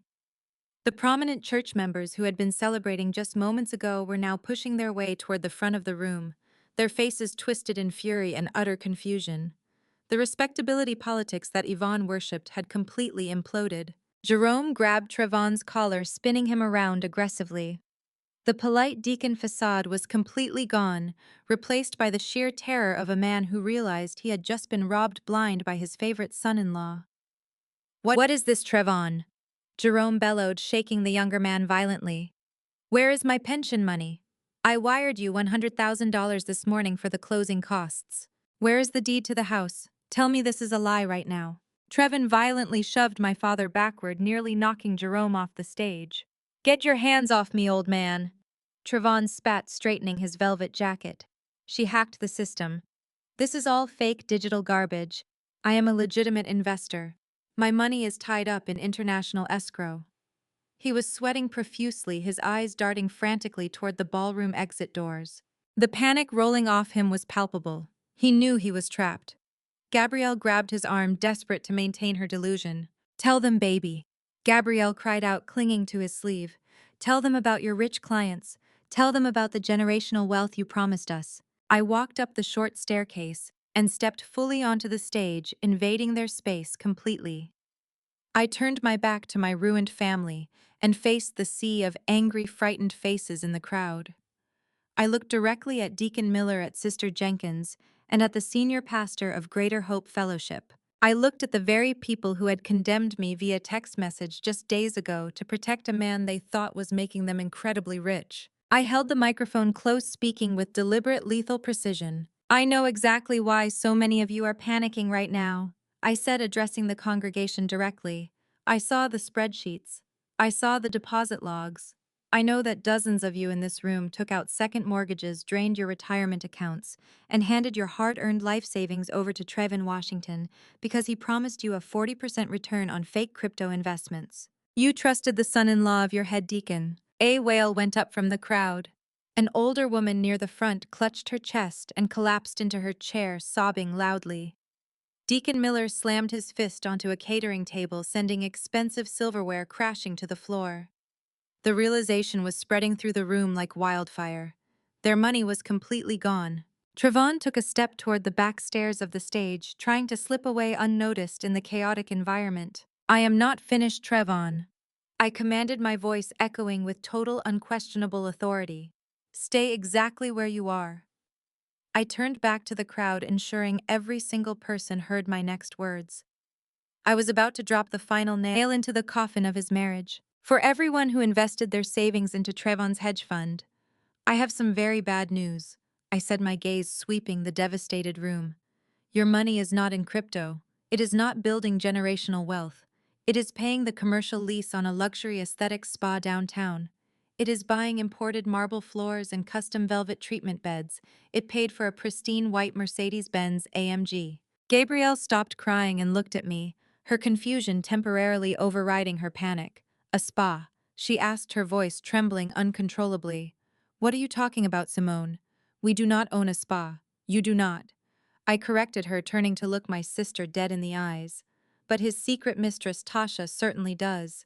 And your husband has been funding her entire life using the church's retirement money. Gabrielle lets out an ear-piercing shriek that completely drowns out the collective gasps of the congregation. The delusion she has worn like a protective shield for years instantly shatters, and she replaces it with pure, unadulterated rage. She lunges forward across the polished wooden stage, her manicured hands curled into claws aiming directly for my face. You are a jealous, lying demon. Gabrielle screams, her voice cracking as she thrashes wildly. Aunt Vivian steps forward, intercepting her and easily pushing her back by the shoulders. But Gabrielle continues to kick and thrash her expensive red designer gown, ripping along the seam. You made all of this up because you are miserable. Trevon would never touch another woman. He loves me. You are just a bitter, lonely woman trying to destroy my perfect marriage. I do not even flinch. I stand perfectly still, watching my golden child sister completely unravel in front of the entire elite social circle she spent her life trying to impress. I look at Trevon, who is currently backing away toward the heavy velvet curtains at the edge of the stage, his eyes wide with the realization that he is completely trapped. I let out a slow, heavy sigh. I warned you, Gabrielle. I told you that the truth does not care about your delusions.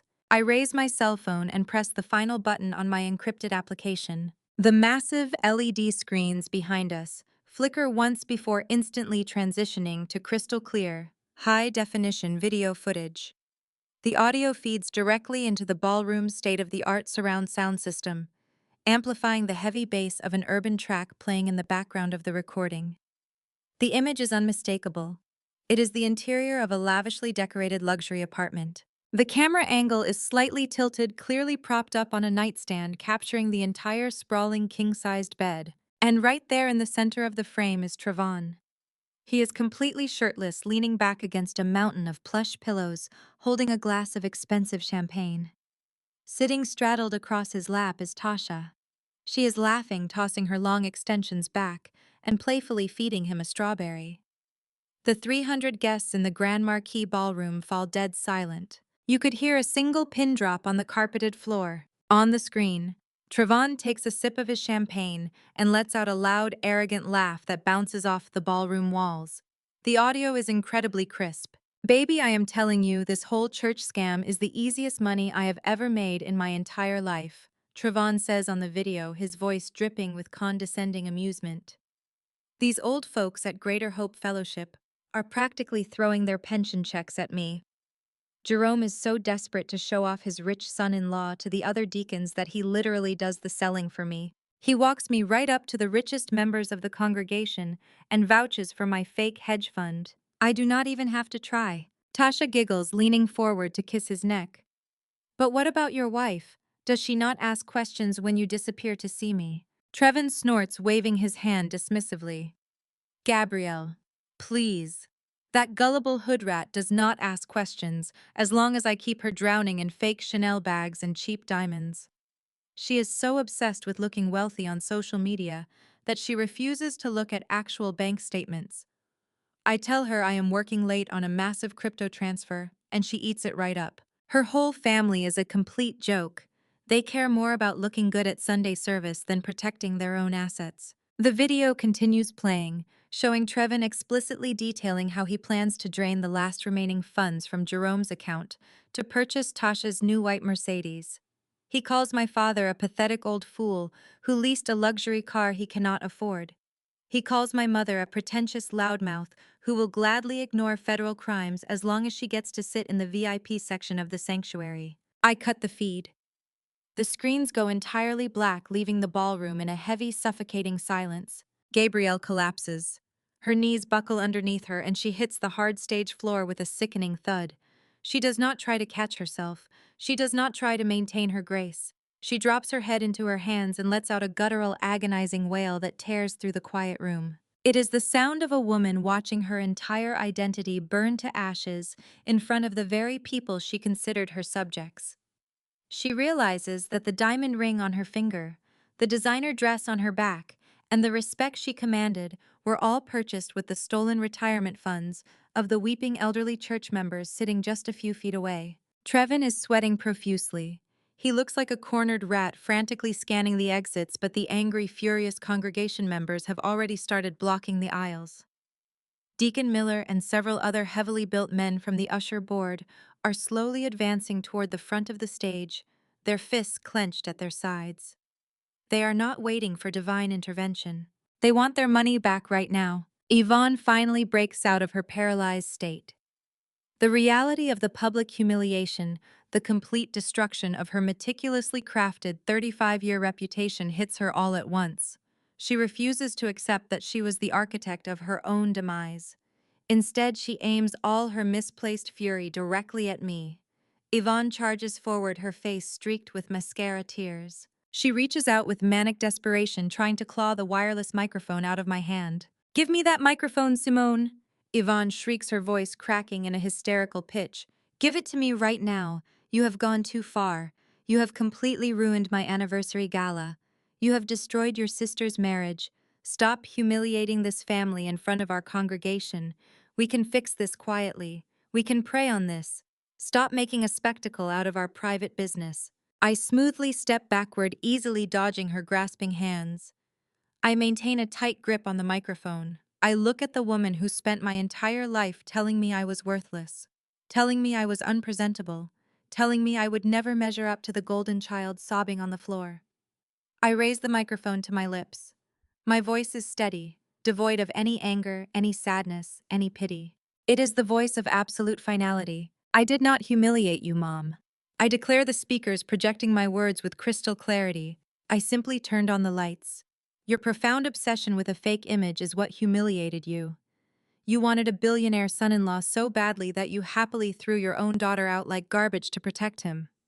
You loved the illusion of wealth more than you loved the truth. You gladly handed over Dad's entire pension to a con artist because you were too arrogant to question a man wearing a custom suit. You built a house of cards, and now you are angry at me because the wind blew. I did not destroy this family. You did." Yvonne stares at me, her mouth agape, tears ruining her expensive makeup. She looks back at the angry congregation, advancing toward the stage, and realizes that her reign as the untouchable First Lady of the church is permanently over. Jerome is sitting on the floor, clutching his chest, weeping over his lost pension. Gabrielle is rocking back and forth, screaming hysterically. Trevon takes advantage of the distraction. He jumps off the side of the stage, knocking over a floral arrangement, and makes a desperate sprint toward the heavy double doors at the back of the ballroom. He pushes past a terrified waitress, sending a tray of champagne glasses crashing to the marble floor. He reaches his hand out to grab the brass handles of the main exit doors, fully intending to escape into the Atlanta night and disappear forever. But before Trevin's fingers can even brush the cool metal, the massive oak doors violently blast open from the outside. The heavy wooden doors swing inward with such extreme force that they slam against the interior walls, shaking the crystal chandeliers hanging from the ceiling. A blinding array of tactical flashlights cuts through the dim, romantic lighting of the ballroom. 10 federal agents storm into the room, moving with terrifying synchronized precision. They are clad in heavy, dark tactical gear, Kevlar vests, and combat boots. Bright yellow letters, spelling out FBI and IRS CID, are emblazoned across their chests and backs. Badges flash under the harsh lights. Several agents have their hands resting securely on their holstered weapons, while others carry heavy breaching equipment and digital recording devices. The chaotic screaming of the church congregation instantly transforms into terrified silence. People scramble backward, knocking over chairs and scrambling underneath tables to get out of the way of the federal strike team. The lead agent, a tall, imposing man with a stern face and a clipped earpiece, marches directly into the center of the room. He does not hesitate.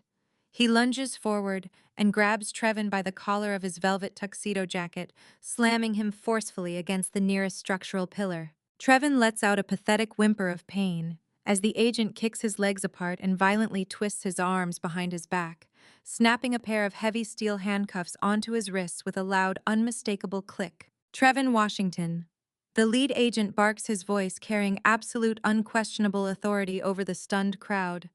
You are under arrest for federal wire fraud, massive money laundering, and felony tax evasion. You have the right to remain silent. Anything you say can and will be used against you in a court of law. Trevin struggles weakly against the handcuffs, his face pressed hard against the cold marble pillar. Please, there is a mistake. Trevon begs, his voice a high-pitched squeal of pure terror. I am a legitimate investor. My money is offshore. You cannot do this. Two more agents step forward, grabbing Trevin by the arms and hauling him upright. The lead agent ignores his pathetic pleading and turns his attention toward the stage where my parents are standing frozen in absolute horror. The agent pulls a folded stack of federal warrants from his tactical vest. Which one of you is Jerome and Yvonne Washington? The agent demands, loudly pointing directly at the stage. Ma'am, I strongly suggest you lower your voice and step back. The female agent says, her tones strictly professional, but laced with undeniable authority. Your husband is not a millionaire. He is a career con artist, and you are currently wearing evidence of a federal crime. Gabrielle freezes, her eyes darting between the agent and Trevon. What are you talking about? She stammers, holding her hand protectively against her chest. Trevon bought me this ring in Miami. It is a custom piece. It is worth $200,000. Trevin stole that ring from a luxury jeweler in Miami 3 months ago. The agent corrects her, pulling a laminated photograph from her tactical vest and holding it up. The jeweler filed a federal report after your husband used a fraudulent wire transfer to secure the piece. We have been tracking that specific diamond for weeks. Now take it off and hand it over before I arrest you for the possession of stolen property. Gabrielle looks at the photograph. It is a perfect match. She looks at Trevon, who is actively avoiding her gaze, staring at the floor. The final illusion crumbles. Her perfect, wealthy husband did not just cheat on her and humiliate her. He dressed her in stolen goods. Her entire high society aesthetic was built on grand larceny. With trembling hands, Gabrielle slowly slides the massive diamond off her finger. She drops it into the plastic evidence bag the agent holds out. The heavy diamond falls into the plastic with a pathetic thud. Gabrielle looks at her bare hand and completely breaks down, sinking to the floor, sobbing uncontrollably. The lead FBI agent leaves Trevin with his deputies and marches heavily up the short wooden stairs to the main stage. He walks directly toward my parents. Yvonne and Jerome are huddled together, terrified, looking like cornered prey. Jerome and Yvonne Washington. The lead agent states loudly, projecting his voice over the angry shouts of the congregation below. I need you both to listen to me very carefully, because your immediate future depends entirely on how you answer my next questions. Jerome nods frantically, sweat pouring down his forehead. Yes, sir. We are cooperating. We had absolutely no idea what Trevon was doing. We are victims here too. He stole my entire pension this morning. The agent pulls a thick stack of printed legal documents from his jacket. That is unfortunate, Mr. Washington, but right now the federal government views you as a co-conspirator. Trevin Washington registered Apex Global Holdings LLC using your primary residential address. You signed documents receiving packages and mail for a fraudulent business entity. Because your residential address was used as the legal headquarters for a multi-million-dollar Ponzi scheme, you are directly implicated in federal wire fraud. Yvonne gasps, clutching her chest. No, no, no, she cries out, shaking her head wildly. We just let him use the address because he said his commercial office was under renovation. We did not sign anything illegal. We are good Christian people. We lead this church. You cannot do this to us. The IRS does not care about your church standing, Mrs. Washington. The agent replies coldly. As of 10 minutes ago, the federal government has initiated a complete asset freeze on every single bank account associated with your names and your home address. Your checking accounts, your savings accounts, and your remaining retirement portfolios are entirely locked. You cannot withdraw a single penny until the federal investigation is completely resolved, which will likely take years. Jerome staggers backward, gripping the podium to keep from falling over. Our accounts are frozen, he whispers, his voice completely hollow.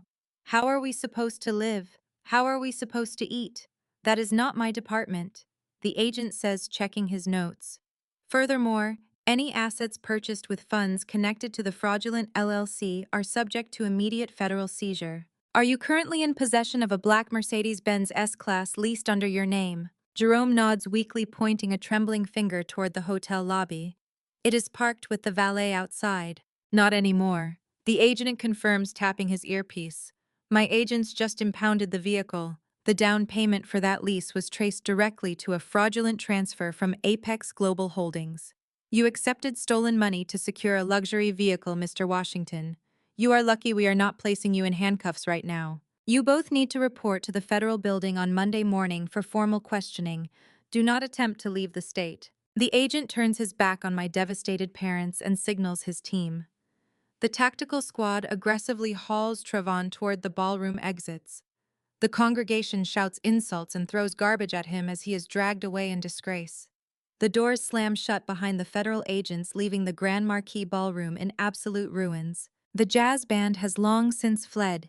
The catering staff is hiding in the kitchens. The elite church members are frantically dialing their own lawyers and storming out of the hotel, demanding justice. The glamorous 35th anniversary gala has transformed into a massive crime scene. I stand near the edge of the stage, watching the absolute destruction of my family's fake empire. My custom white suit is immaculate. My posture is perfectly straight. I have executed my plan flawlessly.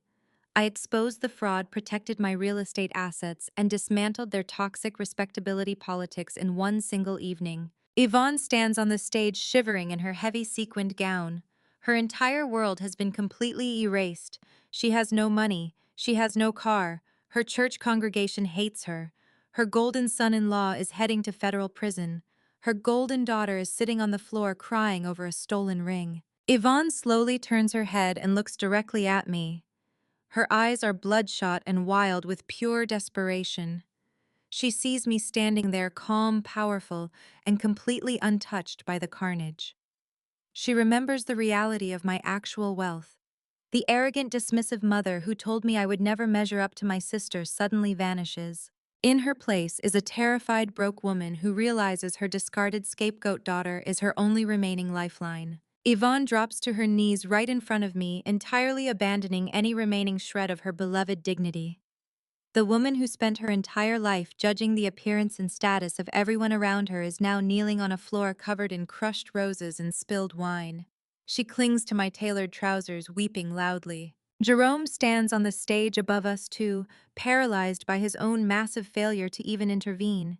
He just stares down at me with pathetic, hollow eyes, silently echoing his wife's desperate plea. Gabrielle slowly lifts her head from the carpet. Her bare left hand looks stark and empty without the stolen diamond. She crawls toward me, her ruined designer gown dragging heavily across the floor. Simone, she whimpers, her voice barely recognizable. You have to buy me a good lawyer. You have the money to bail him out. You have to buy back my ring. They cannot just take my things. I am your sister. You are supposed to protect me. I look at the three of them. The father who stole my rent money to lease a luxury car he could not afford. The sister who mocked my appearance and celebrated my supposed downfall while wearing stolen jewelry. The mother who publicly humiliated me, not even an hour ago, claiming God removed my toxic energy from their blessed lives. They are all staring up at me, completely shattered, expecting me to open my bank accounts and rescue them from a burning building they happily set on fire. The audacity is truly breathtaking.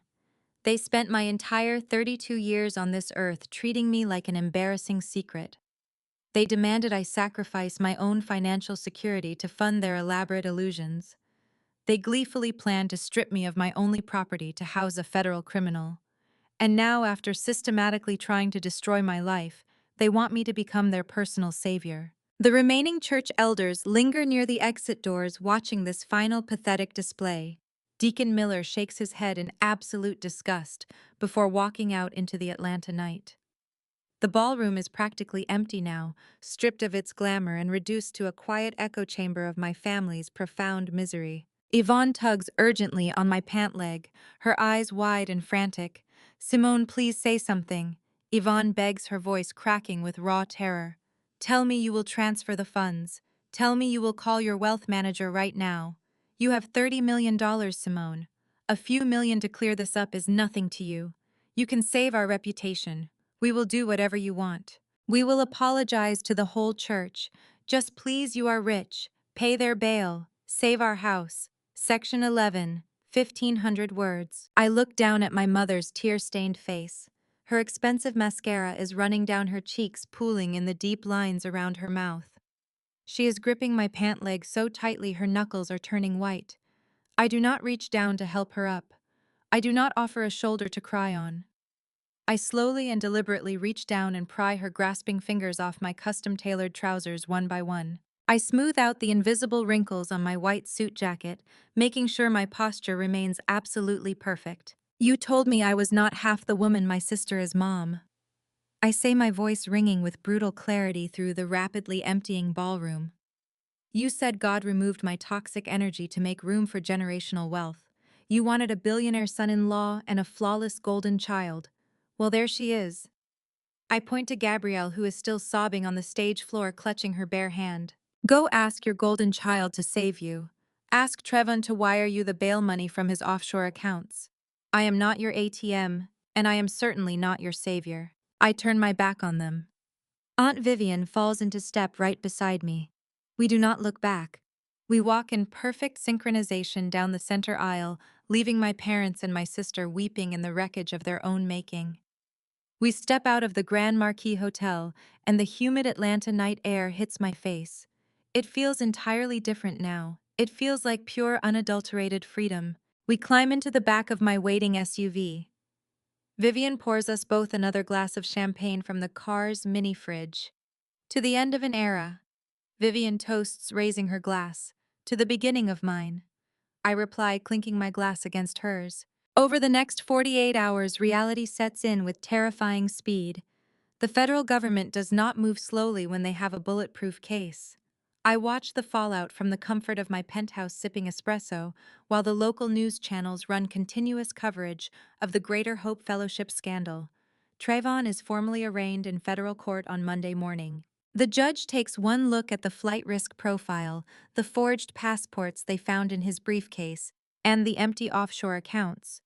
Bail is immediately and categorically denied. Trayvon is remanded to federal custody, sent straight to a maximum security holding facility, wearing a bright orange jumpsuit instead of his custom velvet tuxedos.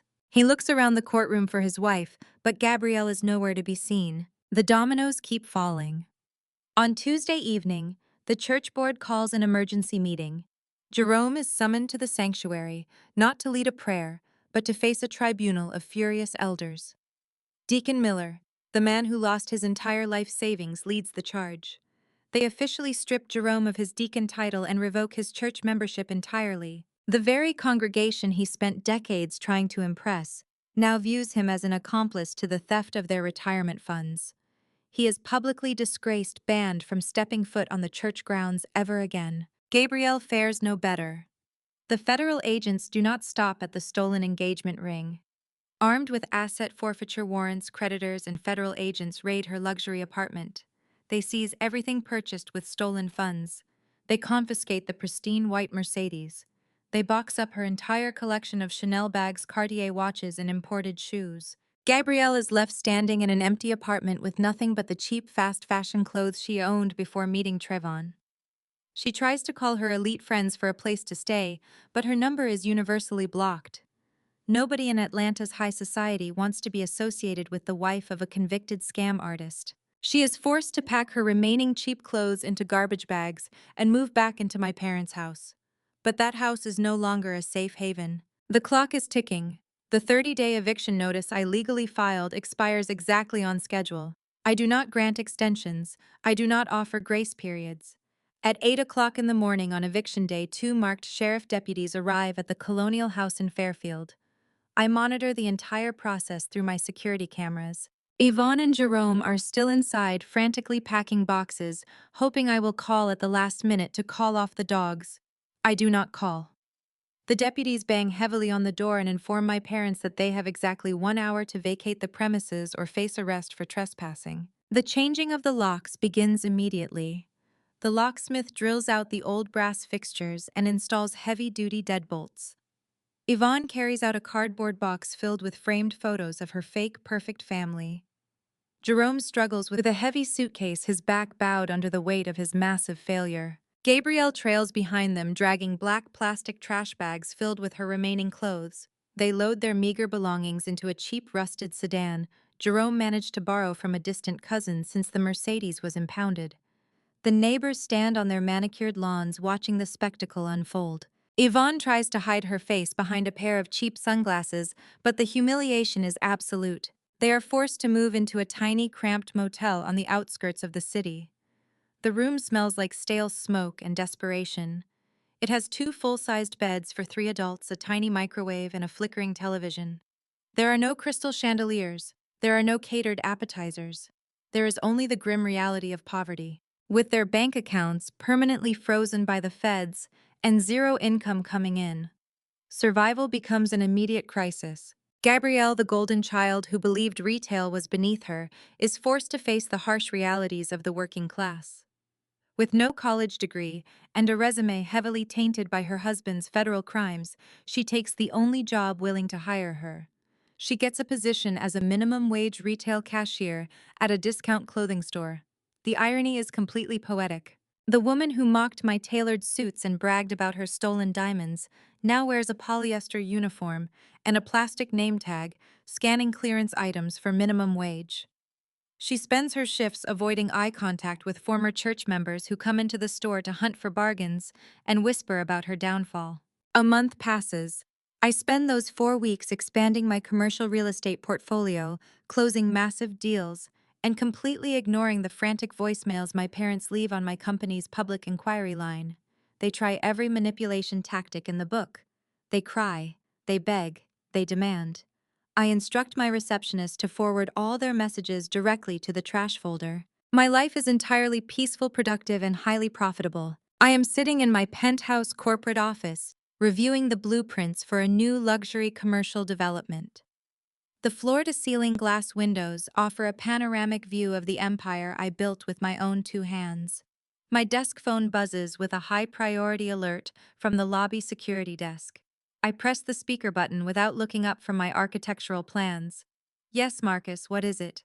I ask, my voice calm and steady. "Miss Simone, we have a situation in the main lobby." Marcus says, his tone strictly professional but laced with underlying tension. "There are 3 individuals here demanding to see you. They bypassed the visitor check-in and are currently causing a disturbance near the private elevators. They are claiming to be your parents and your sister." I set my pen down on the mahogany desk. I glance at the live feed from the lobby security cameras on my secondary monitor. Yvonne, Jerome, and Gabrielle are standing in the center of my immaculate corporate lobby. The contrast between their disheveled appearance and the pristine Italian marble floors of my building is jarring. Yvonne's hair is a mess. Jerome's clothes are wrinkled and hanging loosely on his frame. Gabrielle is wearing her cheap retail uniform, her posture completely defeated. They are arguing loudly with 2 armed security guards, waving their hands aggressively and pointing up toward my executive floor. I can hear Yvonne's shrill voice echoing faintly through the security audio feed. "You cannot keep us down here." Yvonne screams at the guards, her face red with desperate fury. "She is my daughter. We are family. Family is family, and she has to see us right now." I lean back in my leather chair, crossing my arms. The audacity has clearly not been fully eradicated yet. After everything they did, they still believe that playing the blood card will magically unlock the vault to my empire. They still think they can demand access to the very woman they spent 32 years trying to destroy. "Send them up, Marcus," I say, pressing the intercom button on my desk. But send 2 of your armed guards up with them. I want them escorted directly to my office. Do not let them wander around the floor. I stand up from my heavy mahogany desk and walk over to the floor-to-ceiling glass windows. I clasp my hands tightly behind my back and wait. I want them to take the long, humiliating walk through my world.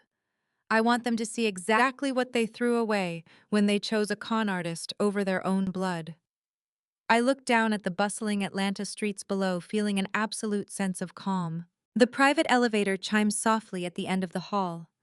The heavy frosted glass doors slide open and my family steps onto the penthouse executive floor. They immediately freeze in their tracks. The sheer magnitude of the wealth on display completely paralyzes them. The floors are imported white Italian marble, reflecting the bright natural sunlight pouring in from the wraparound windows. Sleek modern art pieces decorate the pristine walls. A dozen well-dressed assistants and junior executives rush back and forth carrying legal tablets and discussing multi-million-dollar commercial acquisitions. My staff operates with precise, quiet efficiency. It is an environment of absolute, undeniable corporate power. Yvonne clutches her cheap discount store handbag tightly against her chest. Her mouth hangs open as she stares at a massive digital map on the wall, highlighting my commercial properties across the entire state. Jerome looks down at his scuffed, worn-out shoes, and then back up at the vaulted ceilings. He is clearly intimidated by the crushing reality of his daughter's actual empire. Gabrielle looks visibly sick to her stomach. She stares at my executive assistant, who is wearing a genuine tailored designer blazer and carrying a sleek silver clipboard. Gabrielle realizes in that exact moment that my employees live significantly better lives than she ever did, even when she was wearing stolen diamonds and pretending to be a billionaire wife. The security guards lead them down the long, wide corridor toward my corner office. I do not step out to greet them. I sit back down in my high-backed leather executive chair and wait for them to cross the threshold. When they finally step into my office, the silence is heavy and suffocating. I do not offer them a seat. I do not offer them a glass of water. I simply look at them, waiting for them to state their business. They look entirely broken. But broken people can still be incredibly toxic. Jerome clears his throat, trying desperately to summon the authoritative, booming voice he used to command the church congregation. He straightens his wrinkled collar and steps forward, attempting to look like a dignified patriarch instead of a disgraced, bankrupt man facing federal inquiries. "Simone, this has gone on long enough," Jerome declares, puffing out his chest and pointing a trembling finger at me. "We have been living in a filthy motel for a full month. We have absolutely no money for food. Your mother is suffering from extreme stress. We came here today because it is time for you to do the right thing. You have a strict moral and religious obligation to your family. The Bible says God commands you to honor your parents. You have more than enough money to buy us a new house. We are not asking for a massive mansion anymore.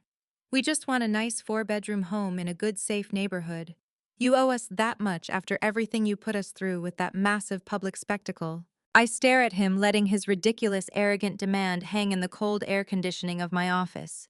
He actually believes he can quote scripture to extort real estate from me. "Honor requires honorable behavior, Dad." I reply, my voice perfectly flat and devoid of any warmth. "You did not honor me when you stole my rent money to buy luxury suits for a criminal. You did not honor me when you handed your entire pension over to a fraud just to look wealthy in front of the deacons. You honored your own shallow greed. I do not owe you a house. I do not owe you a single dime. You gambled your entire life away on a fake cryptocurrency scheme, and now you have to face the brutal consequences.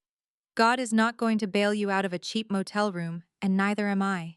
Jerome steps back, his face flushing bright red with severe anger and deep humiliation. His religious manipulation tactic failed completely. Gabrielle pushes past him. She is crying heavily, wiping her thick tears with the back of her hand. Her polyester retail uniform smells like cheap fabric and discount store air freshener. She looks entirely defeated. "Simone, please." Gabrielle sobs, stepping closer to the edge of my desk. "You have to help me. I cannot take it anymore. I am working the cash register at a discount clothing store for minimum wage. People from our old church come in just to point and laugh at me. They take pictures of me ringing up clearance items and post them online. It is completely humiliating. Retail is beneath me, Simone. You know I am better than this life. Look at this huge, massive company you own. You have hundreds of employees and millions of dollars. Give me a job here. Make me a vice president or a regional manager. I can help you run this place. I am your sister. I belong in an executive office, not trapped behind a dirty cash register. I look at Gabrielle and I feel absolutely nothing. No sympathy, no sisterly bond, just cold, hard, unyielding logic. You belong exactly where you are, Gabrielle, I say calmly, leaning back in my chair. Retail is not beneath you. Honest hard work is exactly what builds character, and you desperately need character. You have no college degree. You have no actual corporate experience. The only thing you have ever successfully managed is your husband's stolen credit cards. If you applied for a job at my company, my human resources department would throw your resume straight into the shredder before you even got an interview. You wanted to be a rich elite housewife who looked down on working women. Now you get to find out exactly how hard it is to earn a legitimate dollar in the real world. You are not getting an executive title here. You are not getting a desk. You get nothing. Yvonne finally speaks up. She is trembling violently, her eyes darting frantically around my luxurious office, taking in the expensive art and the premium furniture. Simone, we are truly desperate. Yvonne pleads, her voice cracking into a pathetic, desperate whine. We have nothing left to our names. We are eating canned soup for dinner. Trevon ruined our entire lives, and you are sitting up here in a glass palace, punishing us for trusting him. We are your blood family. You have to give us something. You cannot just let us drown in the streets. I nod slowly, maintaining unbroken eye contact with her. You are right, Mom. I should give you something. I have prepared something very specific for all three of you. I open the top drawer of my heavy mahogany desk. I pull out three thick, heavy white envelopes. I place them on the smooth, polished surface of the desk and slide them firmly across the wood. The envelopes stop right at the edge, directly in front of my family. Yvonne, Jerome, and Gabrielle stare at the envelopes. A sudden bright spark of greedy hope suddenly illuminates their exhausted faces. They actually think I have finally caved. They think I have written them massive bailout checks or handed them the deeds to brand new luxury properties. They eagerly snatch the envelopes off the desk, ripping them open with frantic, trembling fingers. The hope dies instantly. It turns to pure ash. Gabrielle pulls out a thick stack of paper. It is not a check. It is a printed list of low-income housing options and a stack of blank job applications for local fast food restaurants and entry-level warehouse positions. Jerome pulls out a printed directory of pro bono bankruptcy lawyers and a highlighted map of local community food pantries. Yvonne pulls out a detailed list of state-funded mental health clinics and sliding-scale behavioral therapists. What is this garbage? Yvonne gasps, dropping the papers onto the marble floor like they are burning her bare hands. Where is the money, Simone? Where is the check you promised us? There is no check, I say, leaning forward and resting my forearms firmly on the desk. That envelope contains the only help you are ever going to get from me. It is a harsh reality check. I am not your ATM, and I am not your savior. You spent 32 years treating me like I was a highly contagious disease. You worshipped Gabrielle because she fit your fake perfect respectability aesthetic. You gave her everything. You praised her constantly. You protected her from every consequence. You wanted a perfect daughter and you got one. Now you have to live with her. The words hit them like brutal physical blows. The absolute undeniable finality of my statement shatters whatever tiny fragment of delusional hope they carried into my building today. The realization that they will never ever access a single penny of my $30 million real estate empire finally takes deep, permanent root in their minds. Yvonne completely loses her grip on reality. Her face contorts into a horrific mask of pure, unadulterated hatred. She slams her bare hands down hard on my desk, leaning her body over the mahogany surface to glare at me. You are a cold-blooded monster. Yvonne screams at the absolute top of her lungs, her shrill voice echoing sharply off the thick glass walls of my office. You are an evil, vicious monster. You sit up here in your high tower playing God, while your own parents starve to death. You have absolutely no heart, Simone. No man will ever love you. You are going to die completely alone in this glass cage with all your useless money, and nobody will shed a single tear for your passing. You hear me? You will die completely alone. I do not blink. I do not raise my voice to match hers. I do not give her the satisfaction of seeing me react to her venomous, desperate curses. I simply reach out my right hand and press the silver intercom button on my desk console. Security, please escort my guests out of the building. I say, my voice perfectly level, calm, and devoid of any lingering emotion. They will not be returning. Two massive security guards step into the office immediately. They flank my parents and my sister, placing firm hands on their shoulders. Yvonne tries to resist, digging her cheap heels into the plush carpet, but the guards easily maneuver her toward the doorway. Jerome keeps his head down, his shoulders slumped in absolute defeat. Gabrielle is crying silently, her mascara running in dark streaks down her face. I do not look away. I watch them being guided down the long marble hallway and into the private elevator. The frosted glass doors slide shut, severing the visual connection. The silence that returns to my office is absolute and incredibly heavy, but it does not feel suffocating anymore. It feels like breathing clean air for the first time in 32 years. I stand up and walk back to the floor-to-ceiling windows. I look down at the bustling Atlanta streets far below. A few minutes later, three tiny figures emerge from the revolving glass doors of my corporate headquarters. It is my mother, my father, and my sister. They look incredibly small from this high up. They stand on the busy sidewalk looking completely lost. Jerome points toward a bus stop. Yvonne shakes her head, frantically arguing with him right there on the street corner. Gabrielle just stands there holding her cheap discount handbag, staring blankly at the passing traffic. I watch them slowly walk away, blending into the crowd until they completely disappear from my sight. There are no tears left in my eyes. There is no lingering guilt in my chest. The toxic cycle of seeking validation from people who worshipped an empty illusion is permanently broken. I have spent my entire life trying to prove my worth to a family that only valued a fake aesthetic. I finally understand that their approval was never a prize worth winning. Their conditional love was a trap designed to keep me small and compliant. Today I shattered that trap, and I did it with the very success they tried to mock. The heavy oak doors of my office swing open. Aunt Vivian struts into the room wearing a stunning crimson pantsuit. She carries a silver ice bucket containing a chilled bottle of imported vintage champagne and two crystal flutes. Her signature bold red lipstick perfectly matches the triumphant smile spreading across her face. I pass the security team in the lobby.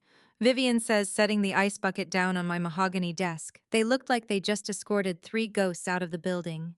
I assume the grand finale went exactly according to plan. It went perfectly, Auntie. I reply, turning away from the window and walking toward her. They finally understand that the bank is permanently closed. Vivian pops the cork on the champagne bottle. The loud celebratory pop echoes joyfully through the expansive office. She pours the bubbling golden liquid into the two crystal flutes and hands one directly to me. To building genuine wealth. Vivian toasts, raising her glass high in the air. To maintaining your profound peace and protecting your sacred energy at absolutely all costs. You did the right thing, Simone. You cut off the dead branches so the rest of the tree could finally thrive. To protecting our energy. I agree, clinking my glass against hers.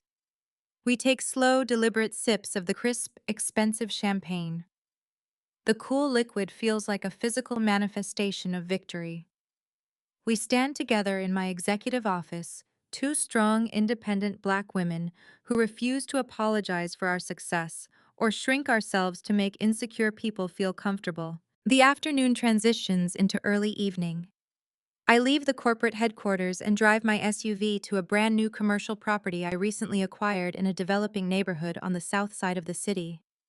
The building is a beautiful brick structure with massive street-facing windows and newly painted dark green trim. I park my car across the street and roll the windows down, letting the warm Georgia breeze fill the cabin. I watch as a young, dark-skinned Black woman pulls up to the building in a reliable, compact car. She steps out wearing a simple denim apron over a white t-shirt.